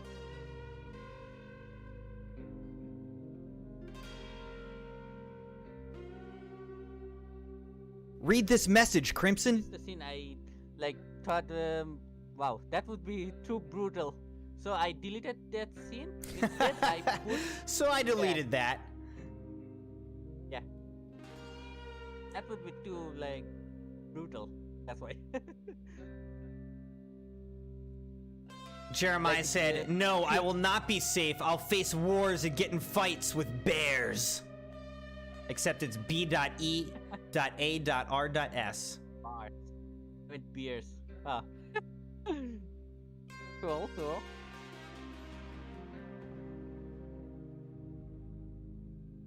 So, the brutality that Hexa Demon Blade performed on Seraphina, it was like inspired from Mortal Kombat. One of the brutalities that they does after finishing, and after the end of the streak, when they are about to finish the opponent, that's where the inspiration came from. Okay.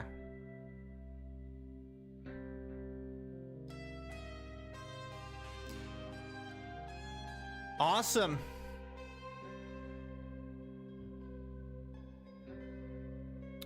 All right, Crimson Knights, where are we? We're at Scene 4, Part 2. Part 2. Guardian of Hearts. Seraphina's Tale of Mother's Love. Before Crimson, before you start, Yeah. instead of like giving the past brief details on BC, I put it in the scene. As you're about to read Scene 4, Part 2, this is the past story of who and how they met, who Woods, Wreck are, and how Seraphina met them. Yeah, like kind of their a flashback bond or whatever. Yeah, a flashback type of thing. Okay. All right, Awesome. So let's start. Okay. All right. Here we go, Crimson Knights. Can take a drink here. Perfect.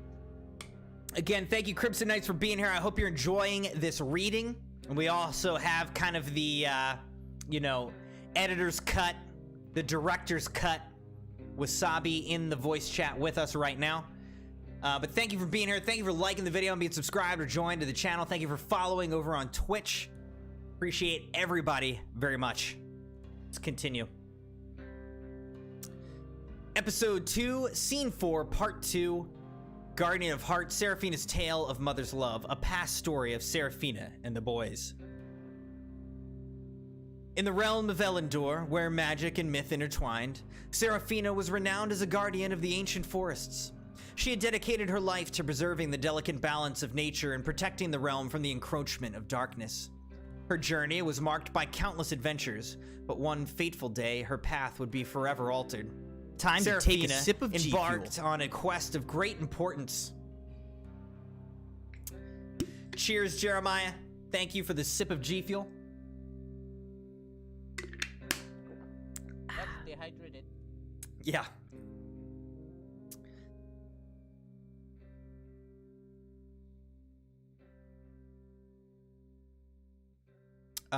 Okay. Her heart filled with determination and purpose. She ventured deep into the enchanted woods, a mystical forest where the whispers of ancient spirits echoed through the rustling leaves. Her quest was to retrieve a sacred artifact, said to possess the power to heal the land and restore life to the wilting flora.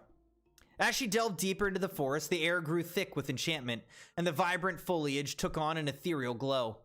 Seraphina navigated through treacherous terrain, overcoming magical traps and eluding the guardians of the forest.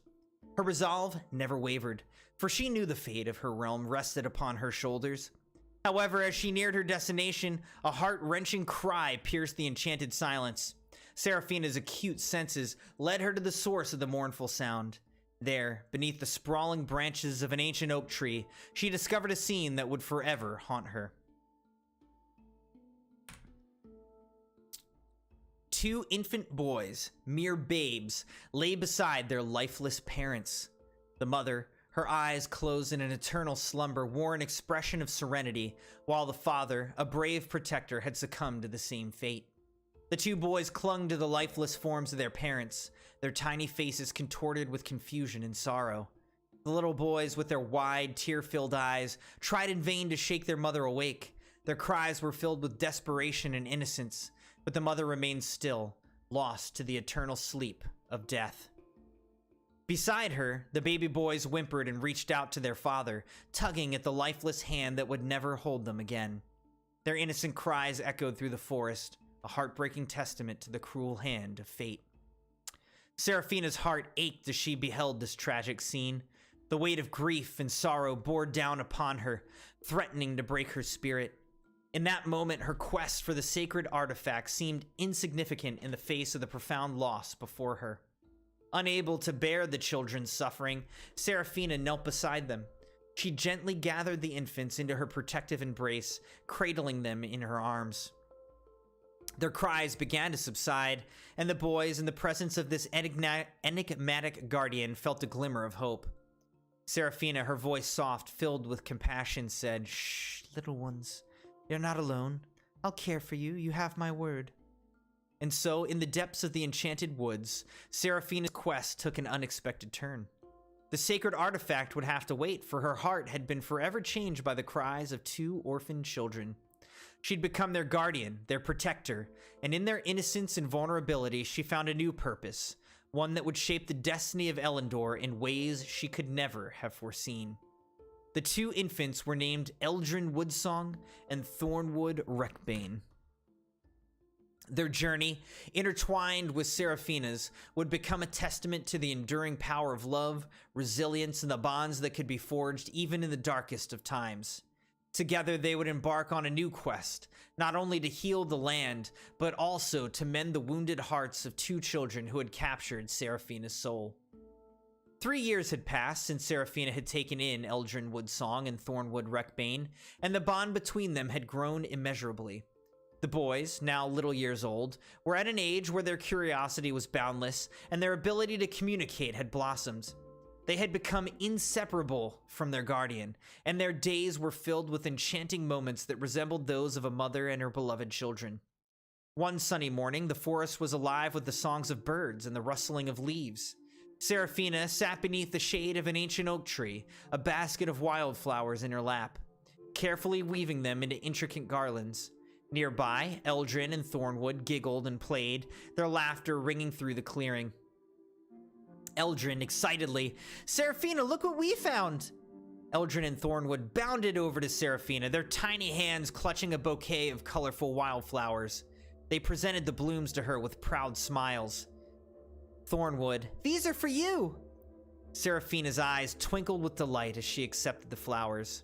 Seraphina, her voice filled with warmth, "Oh, thank you, my sweet ones. These are the most beautiful flowers in all of Elendor." With gentle fingers, she wove the new additions into her garlands, the boys watching in fascination. As the day unfolded, they embarked on a nature-filled adventure. Seraphina taught them the names of the different trees, the secrets of the forest, and the songs of the woodland creatures. Eldrin and Thornwood absorbed every word like sponges, their wide eyes filled with wonder. Mune Rocks redeemed. Eldrin curiously says, "Seraphina, why do the leaves change colors?" Thornwood, excitedly, "And why do the birds sing different songs?" Seraphina knelt down to their level, her eyes alight with the teacher's enthusiasm. Seraphina explaining, "Well, you see, as the seasons change, the leaves turn colors to prepare for winter, and the birds sing different songs to communicate with each other. It's their way of talking." The boys listened with rapt attention, absorbing the wisdom Seraphina shared. The forest became their classroom, and each tree, flower, and creature held lessons waiting to be learned. As the sun began its descent, the three of them settled by a tranquil stream, their reflections dancing on the water's surface. Eldrin and Thornwood skipped pebbles across the stream, their giggles echoing through the serene surroundings.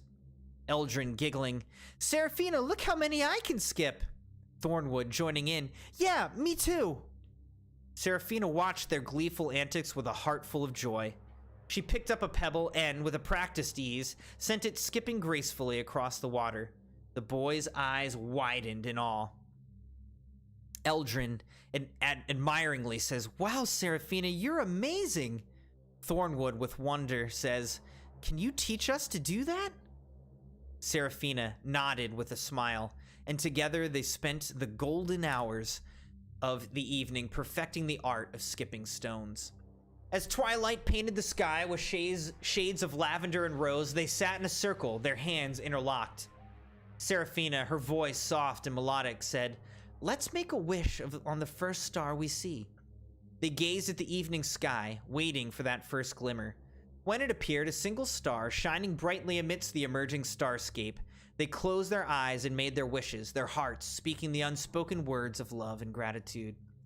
These were the moments that filled their days, moments of laughter, learning, and love. In the heart of the Enchanted Woods, Seraphina, Eldrin Woodsong, and Thornwood Wreckbane were a family, bound by an unbreakable bond, forged in the magic of the forest. Though the boys had yet to call her mother, their actions and their hearts spoke of the deep connection that had grown between them, a connection that would shape their lives in the realm of Elendor for years to come. In the heart of the Enchanted Woods, Seraphina, Eldrin Woodsong, and Thornwood Wreckbane forged a remarkable bond that resembled that of a mother and their cherished children. Their days were a testament to the love and connection they shared, even though the words mother or son never graced their conversations. Mornings found them exploring the mystical forest, their laughter filling the air as they discovered hidden gems, hidden glens, and secret pathways. Eldrin's eyes shone with wonder as he observed the antics of playful squirrels, while Thornwood's curiosity led him to examine every intriguing leaf and flower. Midday was a time for quiet reflection beneath the ancient oak tree. Seraphina would open her treasured book of tales, and the boys would sit close, their imaginations ignited by the story she wove. They journeyed to distant lands, met mythical creatures, and shared in the adventures of legendary heroes. The afternoons were a canvas for exploration. Eldrin's gentle demeanor allowed him to approach the forest creatures, and he soon found himself surrounded by a menagerie of furry friends. Thornwood's flute melodies accompanied them on their adventures, resonating with the very spirit of the woods and bringing a sense of enchantment to their every step. Seraphina's nurturing touch extended to practical life lessons. She taught them the secrets of foraging for herbs and identifying edible berries, knowledge that would serve them well as they grew. As the sun began to set, they would gather around the campfire. Seraphina's stories continued, her words creating a tapestry of legends and lessons that enriched their understanding of the world. Their bond grew with each passing day. Eldrin's courage blossomed, and he learned to navigate the forest with a sense of purpose. Thornwood's creative spirit flourished, and his flute melodies seemed to harmonize with the very heartbeat of the woods. In the quiet moments of their evenings, they found solace beneath the starry sky. Eldrin and Thornwood would silently make their wishes upon the first star they saw, their unspoken hopes a testament to their shared dreams. Through storms and sunshine, they embraced life's challenges and joys as a united family. Seraphina's love and guidance became the foundation upon which their growth and exploration were built. Their bond, though never spoken in terms of titles, spoke volumes of the love and belonging they shared. Eldrin, Thornwood, and Seraphina remained a testament to the beauty of a family united by the unspoken language of the heart, living their days in the heart of the Enchanted Woods, where the magic of their connection thrived. A message at the end. In the heart of the Enchanted Woods, where words need not shape our bonds, we find that love, like the gentle rustle of leaves and the melodies of nature, knows no need for labels. It is in our shared moments, our laughter, and the depths of our connection that the true magic of family unfolds. Their bond, though never spoken in terms of titles, spoke volumes of the love and belonging they shared. Eldrin, Thornwood, and Seraphina remained a testament to the beauty of a family united by the unspoken language of the heart, living their days in the heart of the Enchanted Woods where the magic of their connection thrived. As the words hung in the air like a sweet melody, a ripple of laughter escaped their lips. It started softly, like a gentle breeze rustling through the leaves, and then it grew into a symphony of pure, unbridled joy. Their laughter echoed through the forest, a harmonious chorus that seemed to resonate with the very soul of the woods. The scene around them seemed to brighten, as if the world itself was joining in their mirth. The leaves on the tree shimmered with a newfound brilliance, and the birds above sang with even greater enthusiasm. It was as if the forest itself celebrated their bond. And then, for a brief moment, everything turned black. In the blink of an eye, the scene shifted. The vibrant hues of the Enchanted Woods faded away, replaced by the ominous crimson walls of a fortress. The transition was abrupt, and the laughter of Seraphina, Eldrin, and Thornwood was replaced by an eerie silence. End of Scene 4. Woo! Alright, .rec, well, I hope that you're enjoying your character being in the Crimson Knights Legacy. Thanks so much for joining the stream tonight. You guys, Jeremiah and .Rex characters are basically double orphans because your biological parents died and then your adopted mother died as well. That's a rough life. That's a rough life at a young age. Crazy. .Rec, was that a new redemption for stream avatar points, or was that just delayed from when you redeemed it a long time ago? .Rex says, oh, I'm enjoying it. Sports Network is on the edge of his seat. Latrice said, Sabi, you did a good job here, man. Awesome. I'm glad to hear this, everyone, that all of you are enjoying my fan-made series. It really warms my heart. It's awesome. Thank you, everyone, for your incredible support.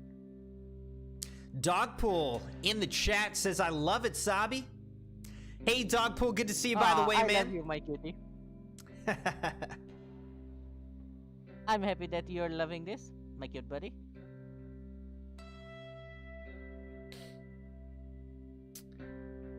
If .Rec's still here, .Rec, do I owe you another 100 avatar points, or are you all caught up now? Let me know. I want to make sure we have that straight before we forget.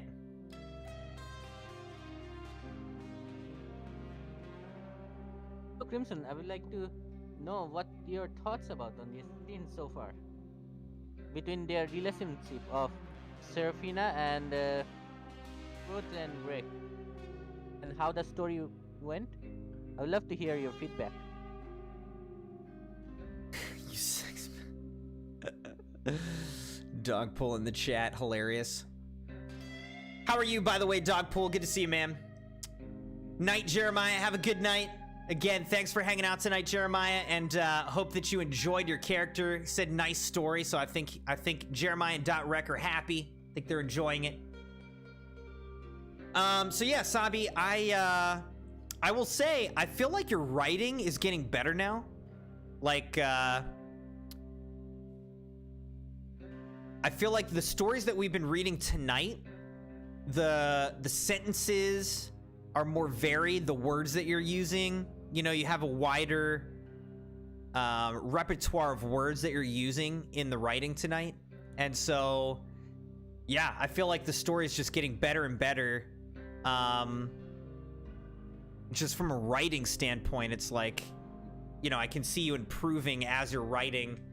But yeah, it's cool. I like that you kind of did a flashback here. Like I said, I think rough life to basically have Jeremiah and .Rec's characters be like double orphans because their parents died and their adopted mother Serafina ended up sacrificing herself. So that's a pretty rough life for those poor little guys. So I feel sad for them.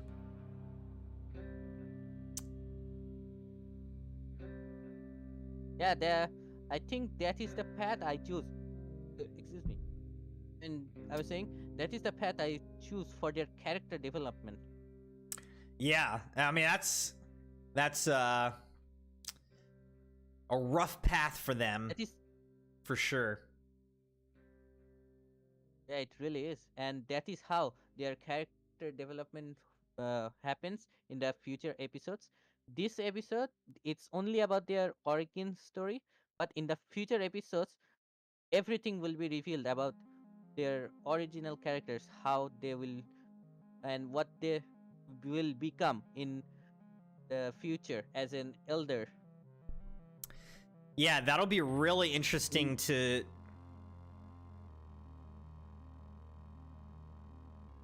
Hold on. Oh. That'll be really interesting to see what happens with them. .Rec, you said I owe you points. I was asking you, did you redeem 200 points tonight or just 100 points tonight? Mune How many Rocks points are you redeemed. supposed to have? Because I already gave you 100. Hey, Dogpool with 500. Let's give him those.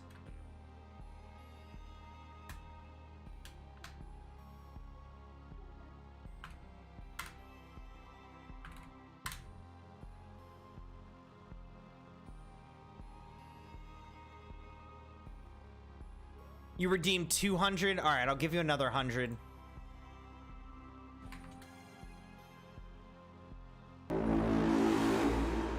Welcome to the Crimson Knights.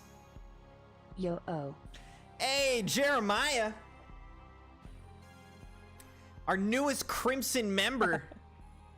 Thank you for joining the channel as a Crimson Knight. That is awesome. Awesome. Shout out to Jeremiah, or aka Woods. For the Shout 1 month out to membership. Jeremiah. Okay, let's do this.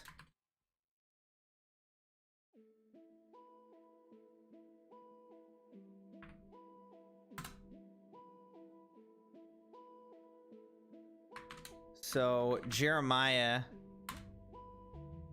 807 should get 500 right there.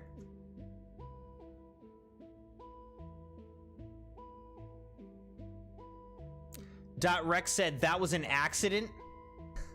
Wait, what was an accident? Did you not mean to join as a member? Uh-oh. Well, that was a big scam, I would say. He thought it was gifted. Wow. Well, can you cancel it? I don't know. You might be able to just cancel it.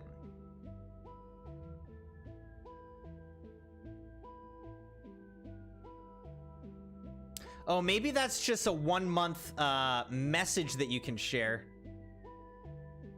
Maybe we already gave Jeremiah 500.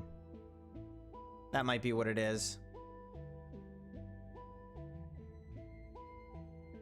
Yeah, I think you gave Woods. Oh yeah, okay. This must the it was gifted. It was gifted. We already gave you 500 Mune Rocks, so I'm gonna actually take those away because that was from like 2 days ago. That was from 2 days ago. Sorry, I got confused there. Yeah, that was a gifted sub from a couple days ago, Jeremiah. You're right. Well, again, glad that you got the gifted sub, Jeremiah. Congratulations. Good night to all those who are going to bed now. Again, thanks for joining the stream. I gave you 500 points already, Jeremiah. So you got 500 Mune Rocks already. I'm not giving you another 500 Mune Rocks for the same gifted sub. Oof, F in the chat for Woods. Oh, Dogpool. Is that Arcanine? Nice. Arcanine, yes. My cute Arcanine.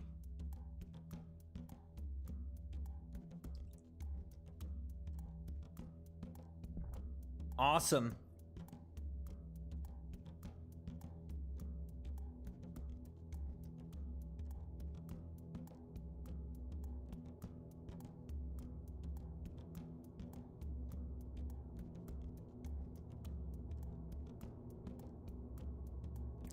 Sorry, I just gotta text the Crimson wife real quick. No worries, Crimson. Crimson, take your time. It's all good. Let's see. I thought I was to gift other people the membership. Ah, that was a free milestone chat that you get after getting a member. Yeah, you got a milestone being a chat. member. Exactly. Yeah, free milestone. That's what I did earlier. Yeah, remove well, my I'm point glad that from that's that? working because before I was asking you guys, I was like, where are the milestone chats? And you guys were saying that you didn't see the option, so it must have just taken a while for it to appear. So I'm glad that the milestone chats have appeared now. I think I did the milestone chat yesterday, I guess. Yeah. And the Fortnite. But I like that. I like that you can do the milestone chat because then your chat gets highlighted. Yeah. It shows up at the top of the chat box. It's a cool feature. Yeah, I love that. And I think the longer the even- milestone that you have, the longer your milestone will stay at the top. I'm pretty sure. I think it's the milestone chat is like 15 seconds at most. Oh, look, see, there's Dogpool's Welcome to 3-month the member Crimson milestone Knights. chat. Again, thank you, Dogpool, for being a member. Really, Dogpool is the longest standing joined Crimson member because Dogpool was actually essentially giving a monthly subscription fee to the channel for like a year before we even were partnered on YouTube. So huge shout out to Dogpool.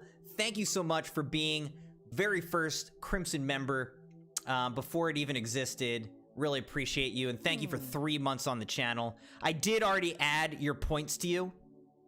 So I've been handling that just regularly off stream. I wonder. Sports, Crimson, can I glad ask that you something? love being here, man. We love having you here as well, dude. It's a great community. I love the community Absolutely. that we have. Wait, so Sabi, you said you were That's trying to okay. ask me something or what? Yeah, I was wondering that if I get like 2 months membership from real like from paying, and I do 3 months milestone, will it like extend my the membership to 5 months, or will it stay on 3 months or 2 months?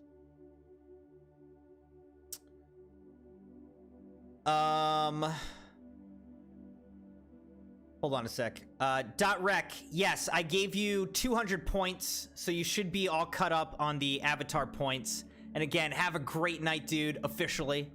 Sports did just join the Discord, by the way, so again, welcome to Sports in the Discord. Sabi, I'm not quite sure I understand what you're asking. Can you ask it again?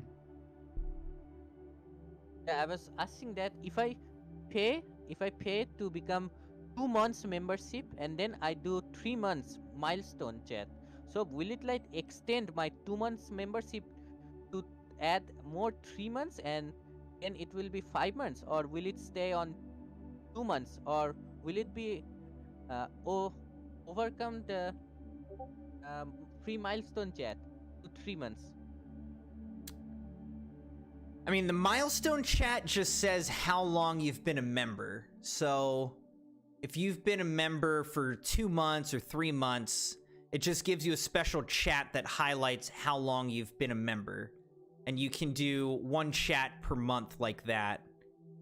So for every month that you're a member, you get a free highlighted special member milestone chat. But it doesn't extend your membership. It just says how long you've been a member, if that makes sense. Now, if you get a gifted membership for a month, and then you paid for a month, then, you know, you would get 2 months in a row. You know, that would be you'd be a member for 2 months. Gotcha. So it will add. Yeah, I mean, if you bought a membership after getting, you know, a month of gifted membership, you would have 2 months of membership. So the gifted counts. The gifted counts as a month of membership for you. Gotcha. Now I understand. Yeah. And I'm not, one thing I'm not sure is if you, for instance, let's say you missed a month. Like, let's say you were at 3 months, then you skipped a month, and then you know, joined again. I don't know if it would just keep adding the months or if it would start a new streak. I'm not sure how that works. Some of the Crimson Knights in here may know better than me how YouTube kind of handles that. And obviously we're talking YouTube right now. We're not currently partnered or affiliated over on Twitch, but I would love to be. So we are multi-streaming on YouTube and Twitch right now, so people can choose whichever platform and community they prefer. And we'll just keep on doing that.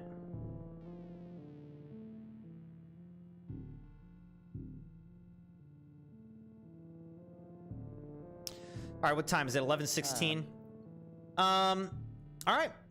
Should we keep reading the next scene? All right, I guess. All right. Let's do it, Crimson Knights.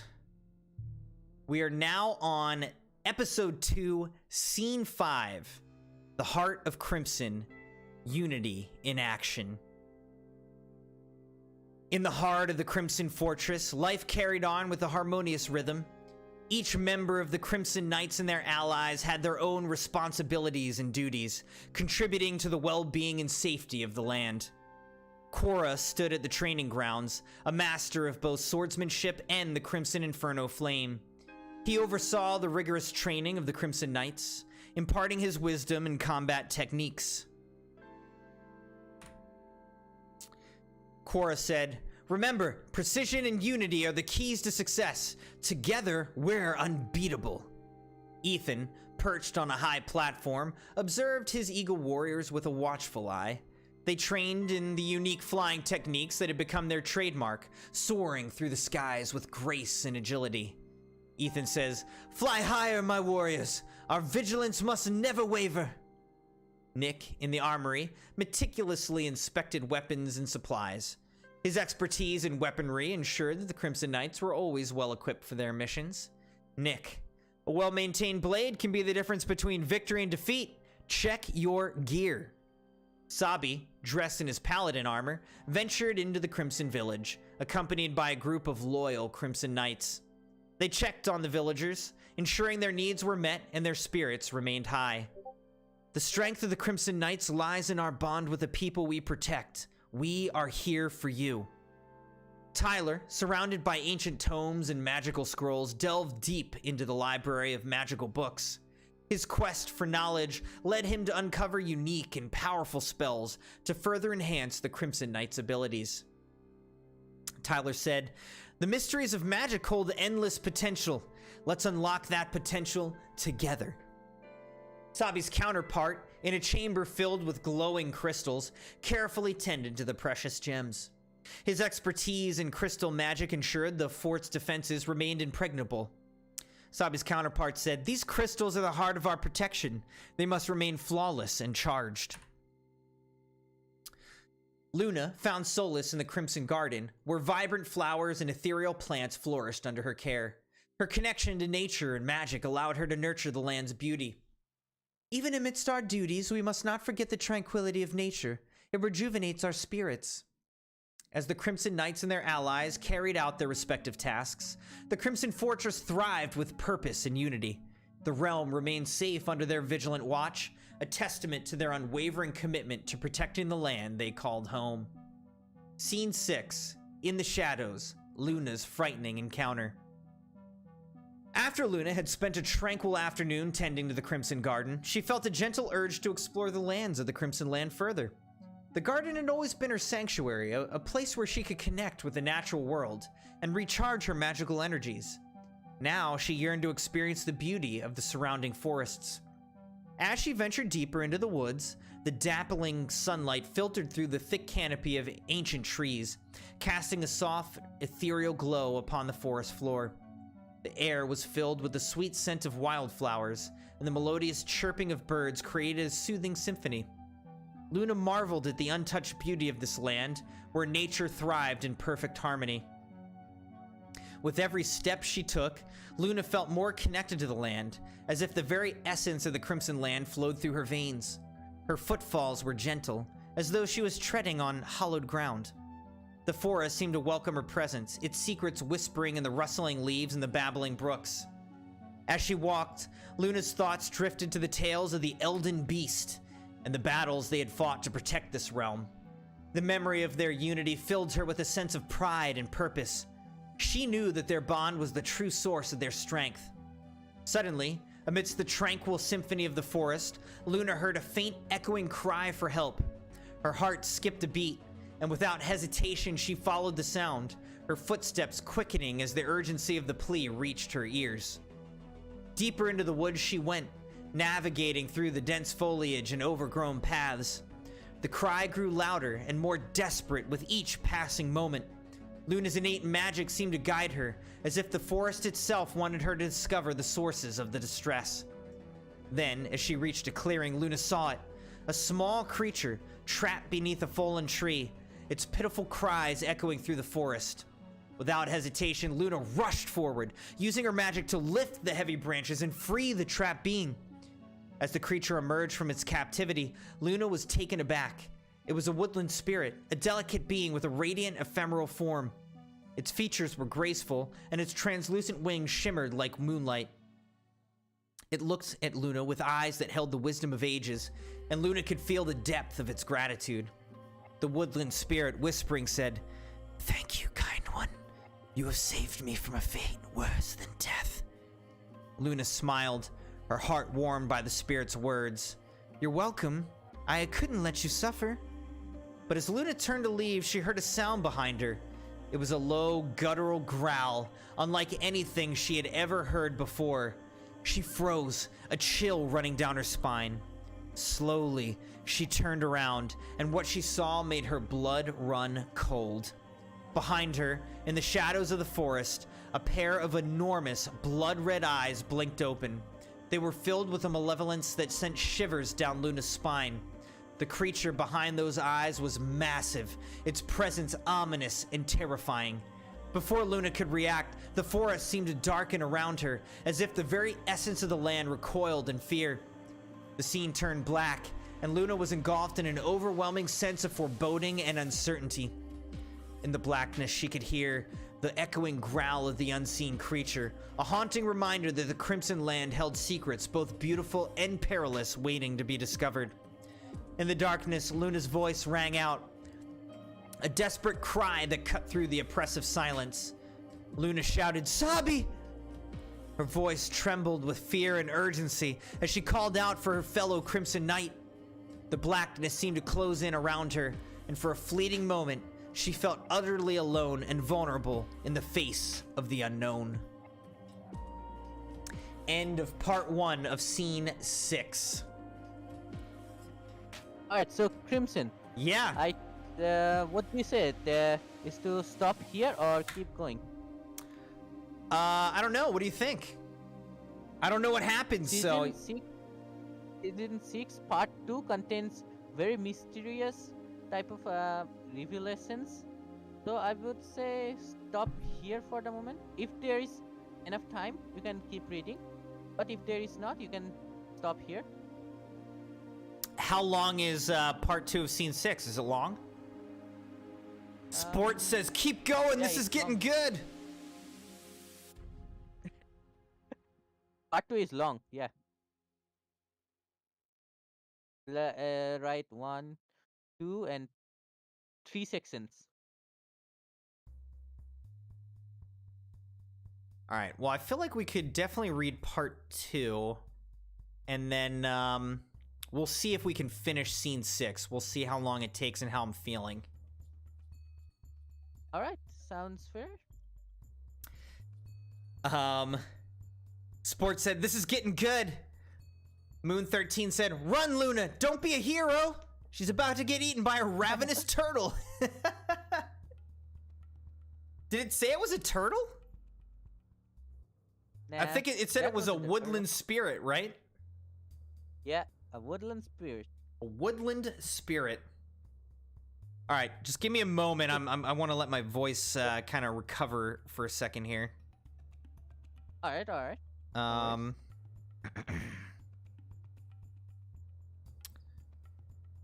Let's see.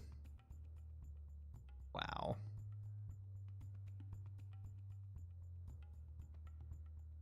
Unbelievable.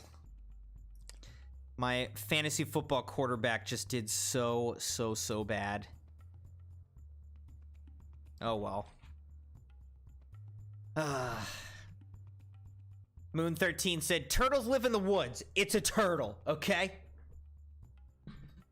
Most of the turtles I know live in ponds and lakes. Some live in the ocean. Huh? Whenever I think of turtle, I think of the Elden Ring's turtle. Oh my gosh, those turtles, yeah. I don't want those turtles, dude. Sheesh. You know it, Crimson. Yeah, I know. I know it. Don't worry. I know all about it. All right.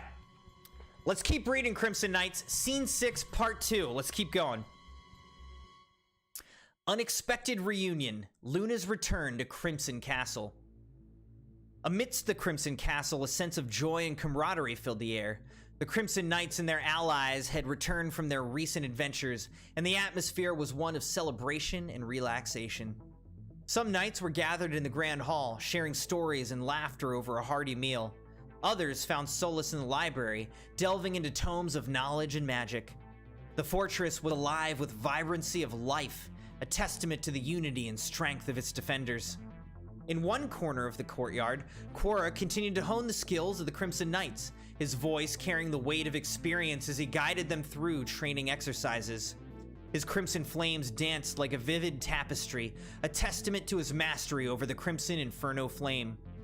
Quora said, "Focus, my friends. Precision is the key to victory. Focus, Crimson Knights." The Crimson Knights together said, "Yes, leader." Ethan, high in the sky above, led his Eagle Warriors through intricate aerial maneuvers. Their synchronized flight was a testament to the dedication and discipline of both the Knights and their avian companions. Ethan said, "Keep the formation tight. Our vigilance must never waver." Eagle Warrior shouted, "Yes, Commander!" Ethan held the rank of Eagle Lord within the Eagle Warriors, a position of leadership and authority among their ranks. This title signified his role as a commander and protector of their avian companions and their unique aerial techniques. Amidst the festivities, Sabi couldn't help but feel a pang of worry for Luna. She'd been absent for some time, and his concern for her safety gnawed at his thoughts. With a determined look on his face, he decided to search for her. Sabi made his way through the grand halls of the Crimson Castle, his footsteps echoing against the ornate walls. He asked fellow knights if they had seen Luna, but no one seemed to have any information. His worry deepened with each unanswered inquiry. Finally, he reached the grand doors of the fortress, and as he pushed them open, his eyes widened in surprise. There, standing in the entranceway, was Luna. Sabi, relieved, said, "Luna, where have you been? We were worried about you." Luna turned to face him, her expression calm and serene. "I was exploring the Crimson Land further. The beauty of this realm is beyond words." Sabi's concern melted away as he realized Luna was safe and had simply been lost in the wonders of the land. Sabi, smiling, said, "Well, I'm glad you're back. Your presence brightens this fortress." Luna, returning the smile, said, "I missed you all as well. There's so much to share about my journey." As Luna and Sabi stood in the doorway, the bustling life of the Crimson Castle continued around them. Their bond, forged through countless adventures, remained unbroken, a testament to the unity and strength of the Crimson Knights and their allies. As night fell over the Crimson Castle, a sense of tranquility settled over the fortress. The Crimson Knights and their allies had spent the day in camaraderie and relaxation, sharing stories of their adventures and celebrating their victories. It had been a day filled with laughter and warmth, a well-deserved respite from their duties. In the heart of the castle, Sabi couldn't help but feel a sense of longing as he watched Luna from across the grand hall. Her presence had always been a source of comfort and solace for him, and he cherished their moments together.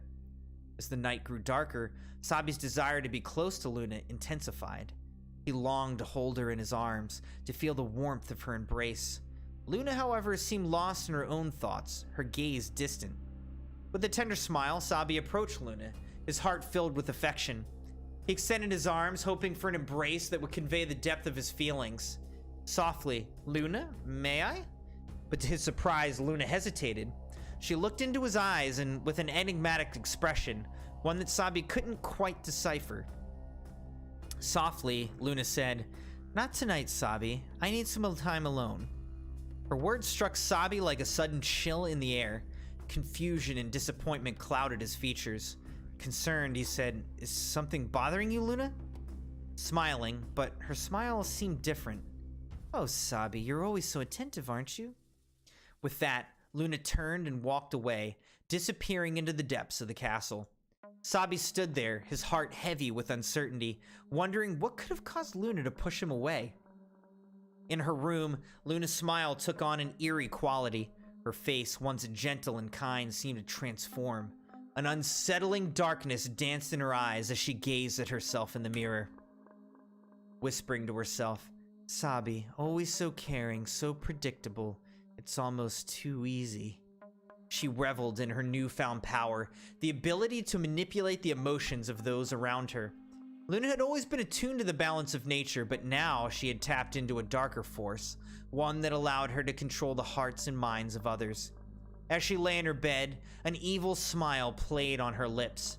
She contemplated the chaos she could sow among the Crimson Knights, the confusion and disharmony she could create. Luna's newfound abilities had opened a door to a world of darkness, and she was eager to explore its depths. Unbeknownst to Sabi and the others, the Luna they knew had changed, her heart now tainted by a sinister desire for power and control. The Crimson Castle, once a bastion of unity and trust, was about to face a challenge unlike any it had seen before, and the consequences would be both surprising and devastating. As Luna's evil smile stretched across her face, her once gentle features took on an eerie and unsettling appearance. Her eyes, once filled with warmth, were now marred by blood-red pupils that seemed to radiate malevolence. It was as if a darkness had consumed her from within. In the depths of her room, she reveled in her newfound power, savoring the feeling of control and manipulation. Her heart, once attuned to the balance of nature, had been tainted by a sinister force that hungered for chaos and disharmony. As Luna plotted her next moves, her dark intention shrouded the Crimson Castle in an ominous veil. She knew that the unsuspecting Crimson Knights and their allies were about to face challenges they could never have imagined. End of Scene 6, Part 2.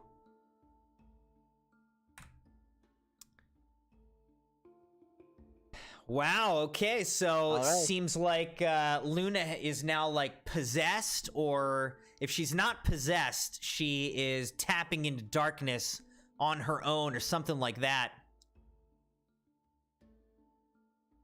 Yeah. Who and why Luna became like this, you will see in the next stream, I guess. In the next scene.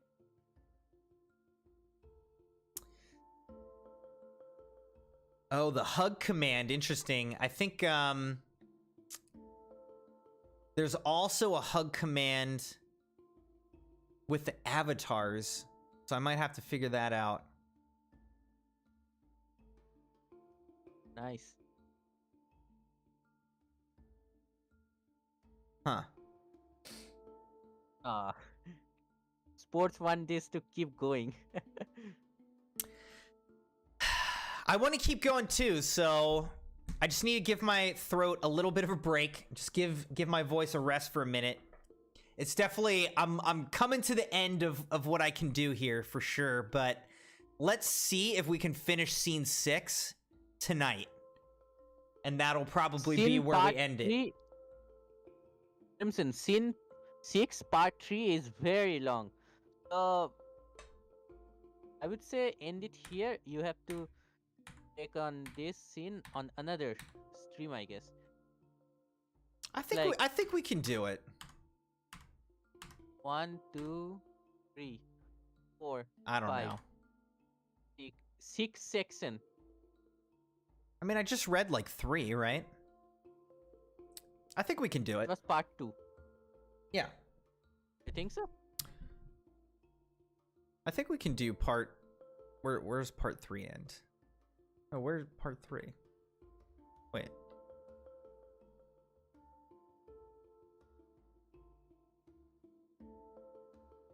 Why am I lost where Part 3 is? Oh, there it is, there it is. Hold on, let me... Okay. Here you go. All right. The Crimson Knights wanted to keep going, so I'm going to do my best to keep reading here. Again, thank you, Crimson Knights, for being here for Part 5 of Crimson Knights Legacy reading. Thank you for liking the video and being subscribed or joined to the channel. Thanks for following over on Twitch. Appreciate all the Crimson Knights. All right. Sport says scene 7 will be a great stopping point. Moon 13 said, is All right, Luna the all new right. mommy?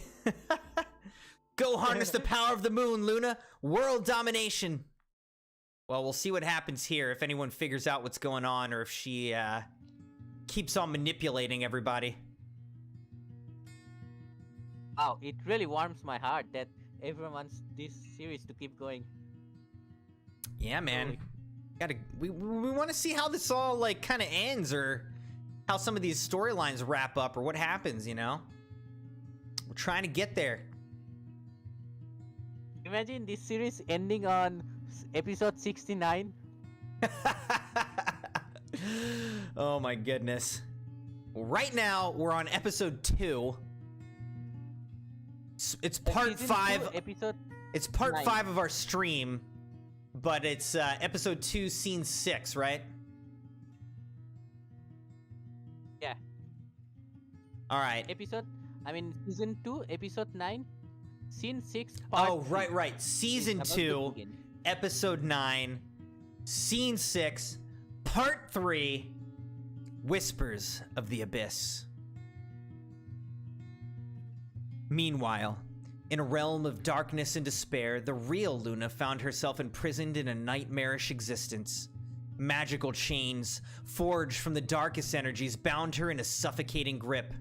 Her once radiant aura had been reduced to a feeble glimmer, and her body was in terrible condition, battered and bruised. In the darkness, Luna's consciousness teetered on the edge of oblivion. She was on the brink of succumbing to the relentless torment of her captivity. The chains that held her pulsed with dark energy, their malevolence sapping her strength. Just when it seemed that Luna could endure no more, a bolt of dark electricity surged through the chains, jolting her back to consciousness with a scream of agony. The shock was excruciating, and Luna's body convulsed as she fought to stay conscious. The chains, fueled by a sinister force, seemed determined to break her spirit and bend her will to their dark desires. Luna's ordeal had only just begun, and the true extent of her suffering was yet to be revealed.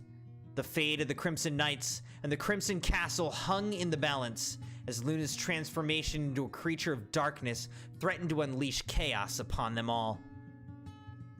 In the dim and desolate realm of her captivity, Luna's weakened form quivered as a shadowy figure approached. Its presence exuded malevolence, and Luna could sense an ancient darkness that clung to this being. The figure reached out, its shadowy hand grasping her chin with an icy grip, forcing her to meet its gaze. Luna's eyes met those of her captor, and a shiver ran down her spine as she gazed into the abyss that was its face. The shadowy figure, in a chilling and echoing voice, said, "Ah, Luna, the fallen angel, how far you've fallen from grace." Luna's voice quivered as she responded to the ominous figure that held her in its thrall. Who are you?" The figure leaned in closer, its form shifting like smoke and its voice dripping with a dark and ancient knowledge. "I am but a reflection of your deepest fears and desires, a creature born of the darkness that now consumes you." As Luna tried to comprehend the entity before her, the figure continued, weaving a tale that spoke of an era long past. "On the 352nd era, a fallen angel like yourself dared to challenge the celestial order. But alas, their rebellion was met with defeat, and they were cast into the abyss, where they became a harbinger of darkness." Luna's mind raced as she tried to make sense of the figure's words. She was no longer certain of what was real and what was a nightmare. What do you want from me?" The figure's dark laughter filled the air, sending shivers down Luna's spine. "Everything, dear Luna. I want everything." With that ominous declaration, the figure's grip tightened, and Luna's world was consumed by darkness once more. The fate of the fallen angel hung in the balance as her tormentor reveled in the chaos and despair that would soon be unleashed upon the realms. In the grip of the shadowy figure, Luna felt an agonizing pressure on her chin, the pain radiating through her weakened body. The figure's hold was suffocating, its presence a suffocating abyss that threatened to consume her very essence. As Luna struggled to endure, a chilling laughter escaped the figure's lips, echoing through the darkness. Such sweet suffering. Your pain amuses me, Luna. Luna's eyes blazed with a defiant spark, her courage unwavering despite the torment she endured. Through gritted teeth, she said, "You won't break me. I will not yield to your darkness." Figure's laughter intensified, a twisted symphony that reverberated through the void. "Oh, the fire within you is admirable, Luna, but let's talk about those you hold dear." Luna's heart skipped a beat as the figure's words cut through her resolve. She had feared this moment, the mention of Sabi, the one who held her heart, the one whose safety she cherished above all. "Don't you dare!" The figure's voice dripped with malice as it continued, its words a venomous promise. "Oh, I dare. I will tear apart the things you love most, starting with him." Luna's breath caught in her throat, her heart pounding in her chest. But even in the face of such darkness, Luna's determination remained unbroken. Her voice shaking but firm. "You can threaten me all you want, but my love for Sabi's stronger than any darkness you wield." The figure's laughter turned into a growl, its form shifting with anger. Luna's defiance had stoked a fire within her, a flame of resistance that even the shadows couldn't extinguish. As Luna stared into the void of the figure's eyes, her own eyes blazed with a fierce resolve. She would not let fear dictate her actions. She would face this darkness head-on for the sake of those she loved and the realm she'd sworn to protect. And even in the face of the shadowy figure's malevolence, Luna's bravery burned bright, a beacon of light in the darkest of moments. Amidst the eerie laughter of the shadowy figure, a blade of dark flame materialized in its hand. The flames danced with an unsettling energy, casting flickering shadows that seemed to writhe and twist in the darkness. With a sinister grin, he said, "I offer you a choice, Luna. Tell me the way to dismantle the barrier that protects the Crimson Land, the magic that shields it from harm. Give me that knowledge and I might spare those you hold dear." Luna's gaze remained unyielding, her eyes reflecting her determination and unwavering loyalty. Defiantly, she said, "I will never betray my realm, my friends, or the sacred magic that safeguards us." The shadowy figure's grin twisted into a snarl, its dark energy pulsating with fury. "So be it." With a chilling swiftness, the figure lunged forward, the blade of dark flame poised to strike at Luna's heart. In that heart-stopping moment, Luna's resolve held firm, and she refused to let fear consume her. As the blade descended, Luna's eyes closed, her breathing steady, and her mind focused on the strength that came from her unwavering spirit. She steeled herself for the impact, refusing to let the darkness overpower her. In the fraction of a second before the blade would have struck, Luna's world went silent. Her consciousness enveloped in a cocoon of calm. Her mind became a canvas of determination, her thoughts a shield against the impending darkness. And then, the impact she had braced for didn't come. Instead, there was only an eerie stillness that lingered in the air. Slowly, Luna opened her eyes, her heart pounding in her chest. Before her stood the shadowy figure, its blade halted inches from her chest. In the tense stillness that followed, when it seemed Luna's fate hung in there, a sudden eruption of fiery energy shattered the darkness. Sabi, with eyes ablaze with fury, appeared with astonishing swiftness. His bare hands, wreathed in a fierce crimson deep orange flame, had intercepted the shadowy figure's deadly blade mere inches from Luna's heart. The force of Sabi's intervention sent shockwaves through the chamber, causing the very foundations of the dark realm to tremble. The shadowy figure recoiled, its malevolent power challenged by the intensity of Sabi's anger and determination. Sabi, his voice seething with rage, "You dare lay a hand on Luna?" Sabi's crimson flame intensified, bathing the chamber in a brilliant, fiery light that drove back the shadows. The figure, its visage twisted by Sabi's fury, retreated further into the darkness. Snarling, the shadowy figure said, "This is not the end, Sabi Crimson. You cannot protect her forever."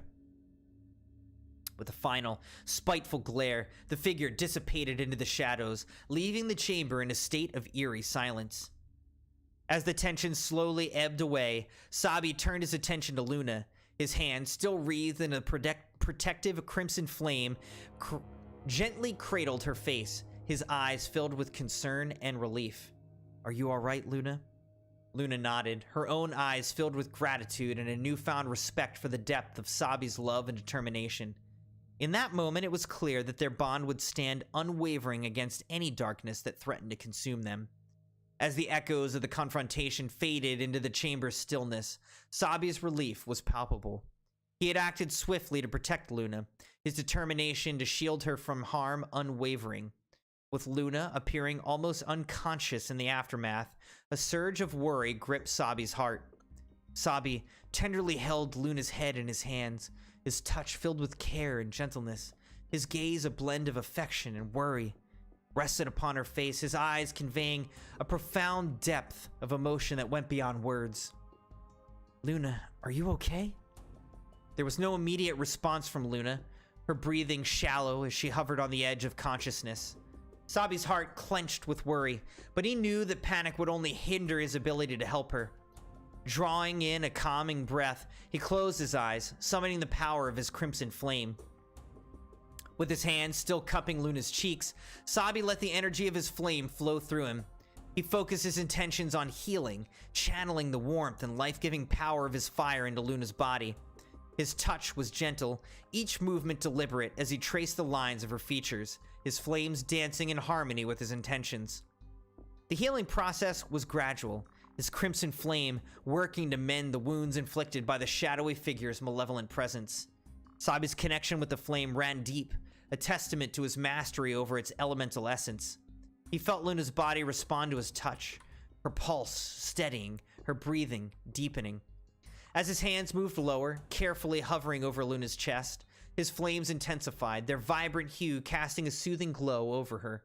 The healing energy flowed with a purpose, knitting together the fabric of her being, banishing the darkness that had threatened to consume her.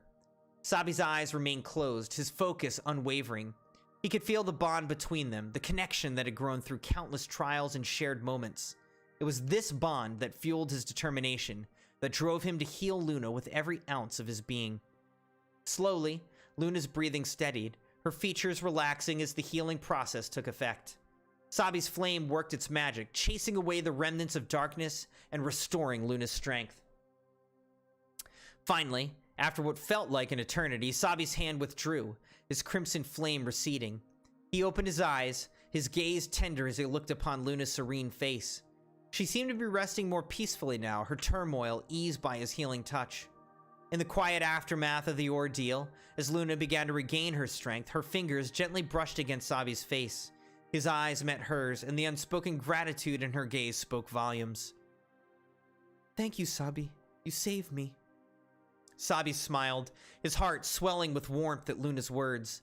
He took hold of her hand, their fingers intertwining in a silent exchange of comfort and understanding. And then, in a swift and tender motion, he pulled her into a heartfelt embrace.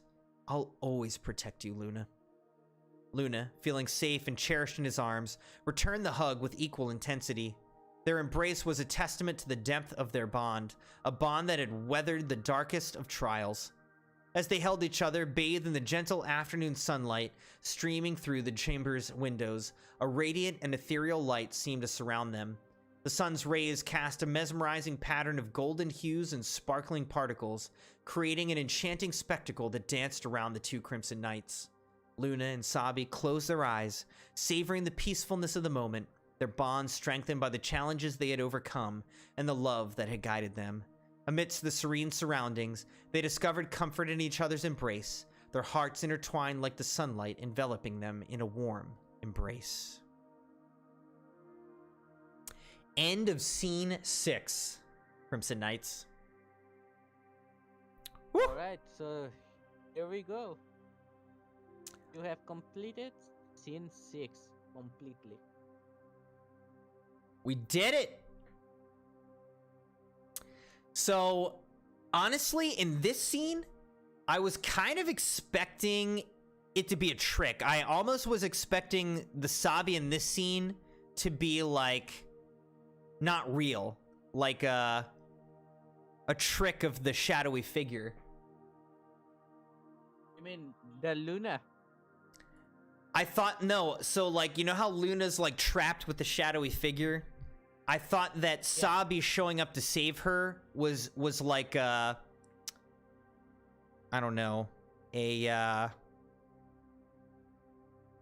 what's the right word? What's the word I'm looking for? I just thought it was a trick of the shadowy figure, like making it seem like Sabi was there to save her when really he wasn't, you know? Like she was hallucinating it or something like that. But seems like Sabi's real. So now I'm a little confused though, because I'm like, okay, so where are they? How did Sabi know that she was there? How did he get there? And Moon 13's question in the chat, which I also agree with, is if Sabi's with the real Luna, who's with her evil twin? Or is this just all in Luna's head? This is the Crimson Knights, you know. Nothing gets past them, even false idols. So we've got some questions that you know, we'll have to see if they get answered, you know. I'm up for it. So what are the questions? Well, I just asked them all. I'm saying we have all those questions. They might get answered as we, you know, once we read in the next Crimson Knights Legacy stream. But Caesar, for your information, the evil the question that Crimson Moon 13 asked is that what happened to the evil one, right? So right, but we don't even know where we are right now. Like, are we just in Luna's head, or we don't know? Like, we don't know where the real Luna and Sabi is. It's like the real lamb. So the thing happened was when Luna freed the creature Woodland. After that, Luna was confronted by the shadowy figure, which you had read a few scenes ago. Wait, so the woodland Luna creature was not bad? No, not bad. Oh, okay. But there's a twist. I didn't put it in there, but I will say that the woodland creature was a distraction. Right. It was kind of like a bait or something like that for her, right? Yeah, the right word, bait. The shadowy figure intellectually baited Luna into coming further from Crimson Land into this specific place where his magic will capture her. And after this, he knew, I would say, this is the plot. He knew that Sabi will come to rescue her for that, and that happened. And for that, he studied Sabi and his sword completely. In this way, well, I don't know if I should say this or not, but something epic incoming. Which he always is. He has studied. Yeah, you never know what's coming in the future, you know. Sports Network said, "I love this so much, I might stay up and read Scene 7." Nice. I'm glad you're enjoying it, Sports Network. Well, Crimson Knights, can we get some Crimson Moons in the chat? Some GGs in the chat for Sabi. Again, this is a fan fiction. Crimson Knights Legacy is a fan fiction written by Sabi about the Crimson Knights for the Crimson Knights. And we just wrapped up our fifth, part 5 of our reading of the Crimson Knights Legacy. We're on Season 2, Episode 9, Scene 7 is where we'll pick up next time we do a reading. And like Sports was alluding to, anybody can actually read it in the Crimson Knights Legacy channel in our Crimson Knights Discord server, which you are welcome to join. So thank you, Crimson Knights, so much for joining the stream tonight. Thanks for liking the video. Thanks for being subscribed or joined to the channel. Thanks for following over on Twitch. Special shout out to Sabi for hanging out in the voice chat for the whole stream, providing some guidance, some answers, some insights, some commentary on everything that he has read. I would love to. After this scene ended, so what are your questions and what are your current thoughts, Crimson?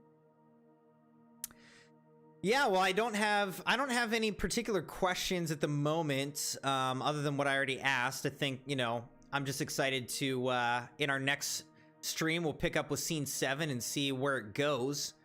But yeah, it's very interesting what's happening. I think in the scenes that we just read, scene 6, you did a great job of the way that you wrote it was well done, because you had Luna go out into the forest. Seems like there's something shadowy out there, but you didn't show us what happens. Next thing we know, Luna's back at the castle, and it's only at the end of that part of the scene where you show, oh, something's wrong, you know, and then you cut to like the true Luna and show us like what's really going on. So you wrote, the way that you wrote that and the order that you told the story in was done really well to like build the suspense and the mystery of what's going on. So again, Sabi, I feel like your writing of the Crimson Knight's Legacy is just getting better and better as we're reading, which, you know, makes it even more fun and interesting to read and listen to. So great job. Thank you, Crimson, for your kind feedback. That really warms my heart that I can like make it even, I mean, improve it even further beyond on the Crimson Knight's Legacy. Yeah, man. But yeah, that's most of what I got. I think my throat is starting to get pretty raw from reading for, you know, 3 hours. So I think this is a great place for us to stop for tonight. Unless you have other comments that you'd like to give. Yeah, so before ending the stream, so the main questions, I mean, everyone has that. Who is the other Luna and what happened? Well, I mean, what happened on the castle, right? Is that this is a question which is already has the answer on season 7. I mean, scene 7 up to scene 7 part 2. Those two scenes has the question, and it contains the fate of what happens to the other Luna, which has invaded Crimson Knight's castle. Awesome. Well, thank you for that little preview, dude. I'm happy to hear it, Crimson. Also, there are some scenes which I cut in the middle, which I think already said it, luring. So there's a little details I want to share, is that things I cut from the scene are the way, I mean the way how the bait works. Like from first time when Luna goes around to like roam in the Crimson Castle, but she's only in the radius of the Crimson Land,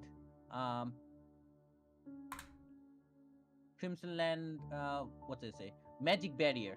The magic barrier where everything protects the insiders like Crimson Land, Crimson Villagers, everything from other kind of darkness and negativities out there.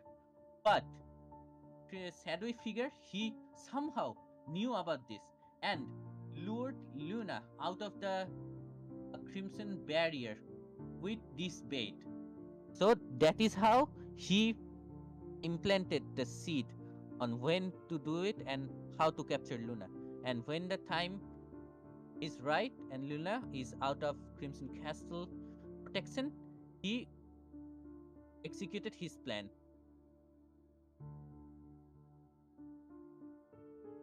Very cunning.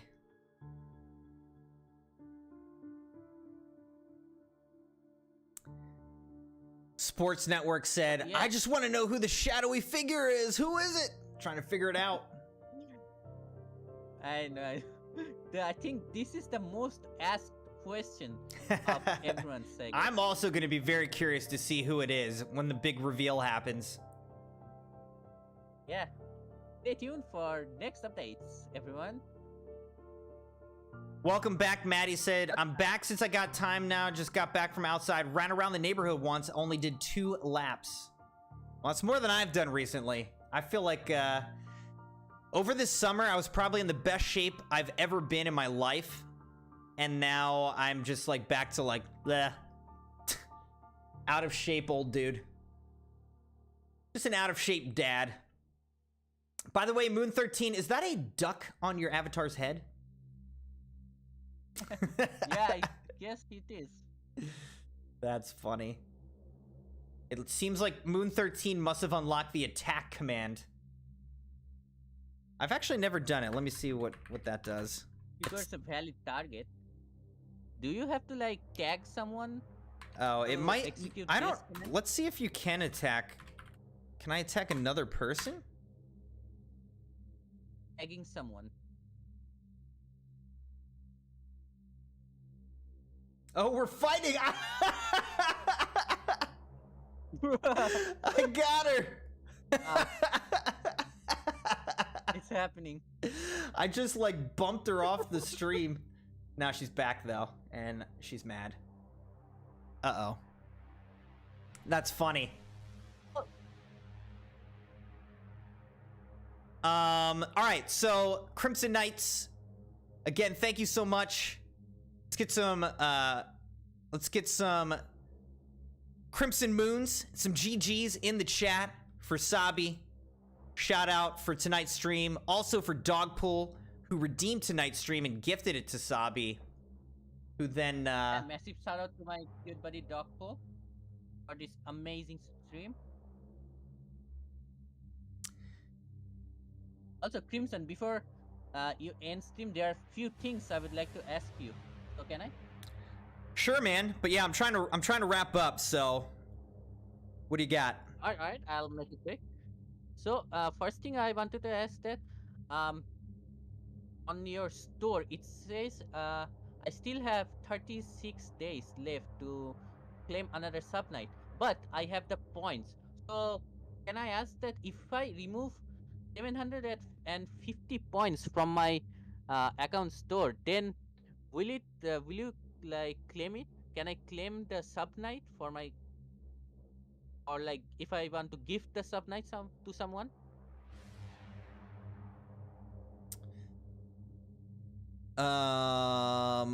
You're saying because you're trying to get the discount or whatever?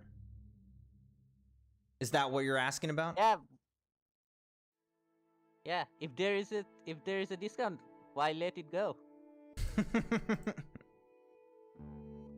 The thing I want to ask that I have the points, but if I remove the points from my account, the Mune Rocks, if I remove it and claim it, so can I get the sub night for someone?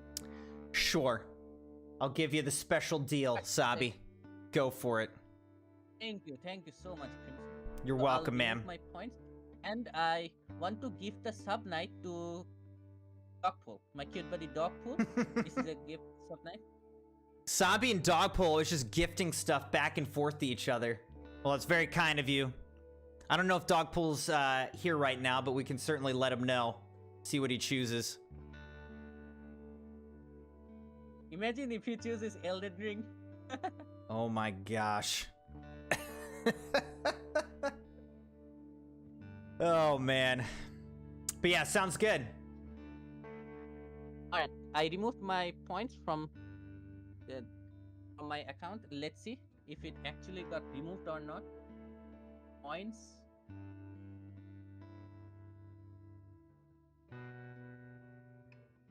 Oh, there you go. You had Yes. just enough. Wow. All right. Perfect. Perfect. I removed my points. All right. Was that the main thing you were wanting to ask? Oh yeah, there are a couple of things. So, the another thing I want to ask that. So, Crimson, what are your thoughts on the series so far? On this current episode that you have read so far in this? I mean, I feel like Thoughts? I mean, oh, go ahead. well, I mean, I feel like I was already sharing a lot of the thoughts that I have. Are you looking for something more specific?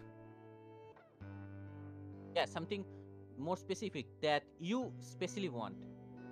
Like if there's anything like you wanted to like give a feedback or want it in your way, how it went. I would love to like hear your ideas on how things you want it to go. So it will give me enough ideas to work on my future episodes. Oh man, I'm not creative enough for that question. I don't know. I'm still just waiting for my character to appear. Somehow we've done 5 full streams of Crimson Knights Legacy fanfiction, and I don't even know where my character is. So that's the main thing I'm waiting for. Crimson, your character. There's a glimpse of your character that I shared in the last episode of season 2, which is season 2, episode 10.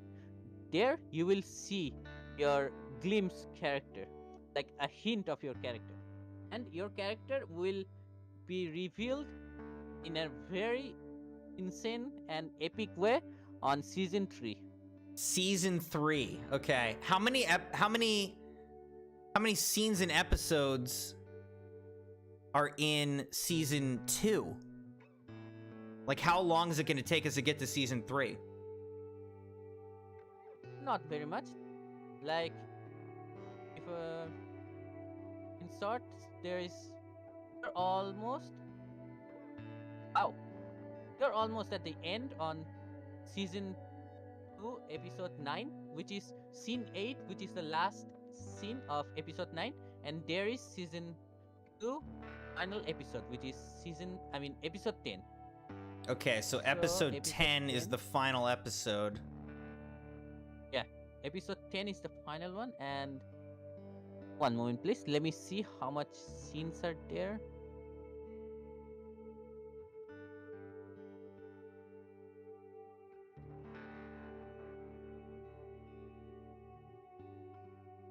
It's gonna So take a while. This is the end, and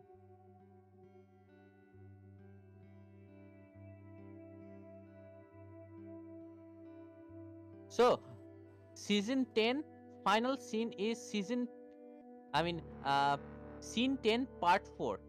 This is the final scene of episode 10. Scene 10, part 4. Yeah. Yeah, it's gonna take a while to ever get to episode 3. So I don't think we'll be seeing me for a while. Oh man. That's all right. So here's a question. Who is Yeah, go ahead. who is Luna's character? I thought that was Maddie. Is that not Maddie? Is that not based on Maddie? No, Luna's character is my type of creative character. It's a different one, not in the Crimson Knights. Luna is So- a different type of character that I imagine. Does Maddie have a character that's shown up yet? No, I currently imagined officially how her character will appear in my series, but not now. It will be in the future episodes. Okay. So that is yet to come. And who was Serafino? Was that based on anybody or what? Serafina was based on the Guardian, which I currently forgot the name, but it was what? But that's not based on one of the Crimson Knights. No, not on this. Gotcha. Serafina has very side character which has very short type of scene appearance. That is why I didn't put it in the Crimson Knights.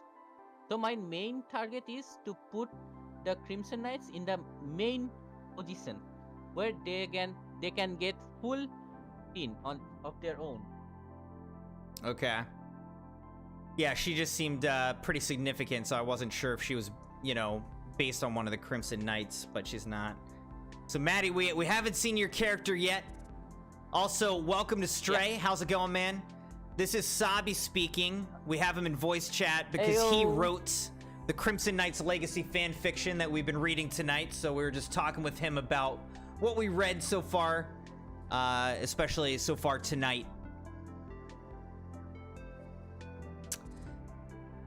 But yeah, those are most of my extra thoughts beyond what I've already said, Sabi. I'm not going to be much help on the creative side of things. Again, beyond what I was saying about, you know, Jeremiah and .rex characters. Kind of seeing where they end up going. So the Woods and Rex character, it is not officially on my mind to create how their path goes. As I discussed it before on how it goes on one evil, one injustice. It is up for the idea, but it is not officially announced from myself that it will go this way. Fair enough. Stray says, "Where am I at?" Stray, you've been prominently featured as like one of the main Crimson Knights pretty often. So Stray also made an appearance on season 2, episode 9, scene 5. I think we read some scenes with him in it tonight.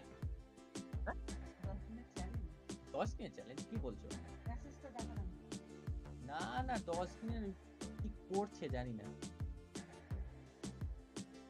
তাই না করতে চাইছে ঠিক মতো বুঝতে পারি। দেখো এটা কি হচ্ছে। না না চ্যালেঞ্জ না। Sorry about that. Let's continue.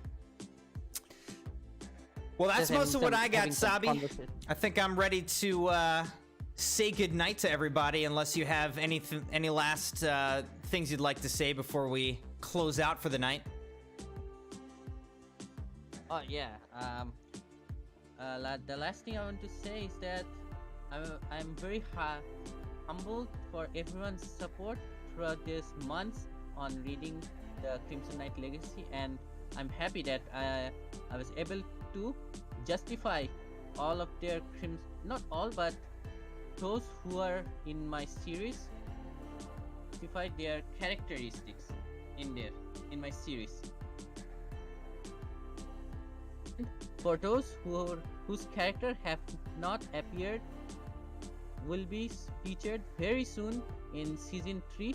So stay tuned for that, and keep up with Crimson, who is the MVP of the amazing stream of Crimson Knights Legacy. Awesome. Well, great job again, Sabi. Thank you so much. It was fun hanging out tonight and reading more of this Crimson Knights Legacy fan fiction. So we appreciate you, Sabi. It was awesome. Great job. Thank you, Crimson. I'm happy to hear it, and I love to do it for my loved ones. You know. All right. Well, have a great day / good night from me, Sabi. Talk to you again soon, man. Yeah. Absolutely. Thank you, Crimson, for having me on the VC. And take care. All right. Sleep well. Good night to you. Bye. All right, Crimson Knights. So the next stream that we have scheduled is going to be on Wednesday night. We'll probably be playing some more Assassin's Creed Valhalla because we've gone back and we're trying to finish that game. Hopefully in December. I'd like to finish it before the end of the year, Assassin's Creed Valhalla. So we'll do that tonight. But a reminder that on Friday night, we'll be doing some open lobbies for the end of Fortnite OG. And then I'm going to try to do a stream of the Big Bang Fortnite event on Saturday. We'll see if I'm able to do it. Saturday's a little bit complicated. But yeah, on Friday, we'll do open lobbies of Fortnite for the last night of Fortnite OG. So mark your calendars for that. Wednesday, we'll do some Assassin's Creed Valhalla. Thank you, Crimson Knights, so much for joining tonight. Had a lot of fun. Oh my gosh. Moon 13 just blew me off the map again. Come on. But no, I appreciate you, Crimson Knights. Thank you so much for joining. Sports Network, have a great night. Sleep well. I'm glad you enjoyed it. Stray, thanks for popping in, man. Sorry you're coming in on the tail end here. Maddie as well kind of came back in the tail end. But hope you guys enjoyed tonight's stream. Really fun. I'm enjoying the reading of the Crimson Knights Legacy more and more. Thank you guys again for liking the video, subscribing, and joining the channel. Thank you for following over on Twitch. Have a great middle of your week, first half of your week, and I will see you guys very soon. Until then, Crimson Knights,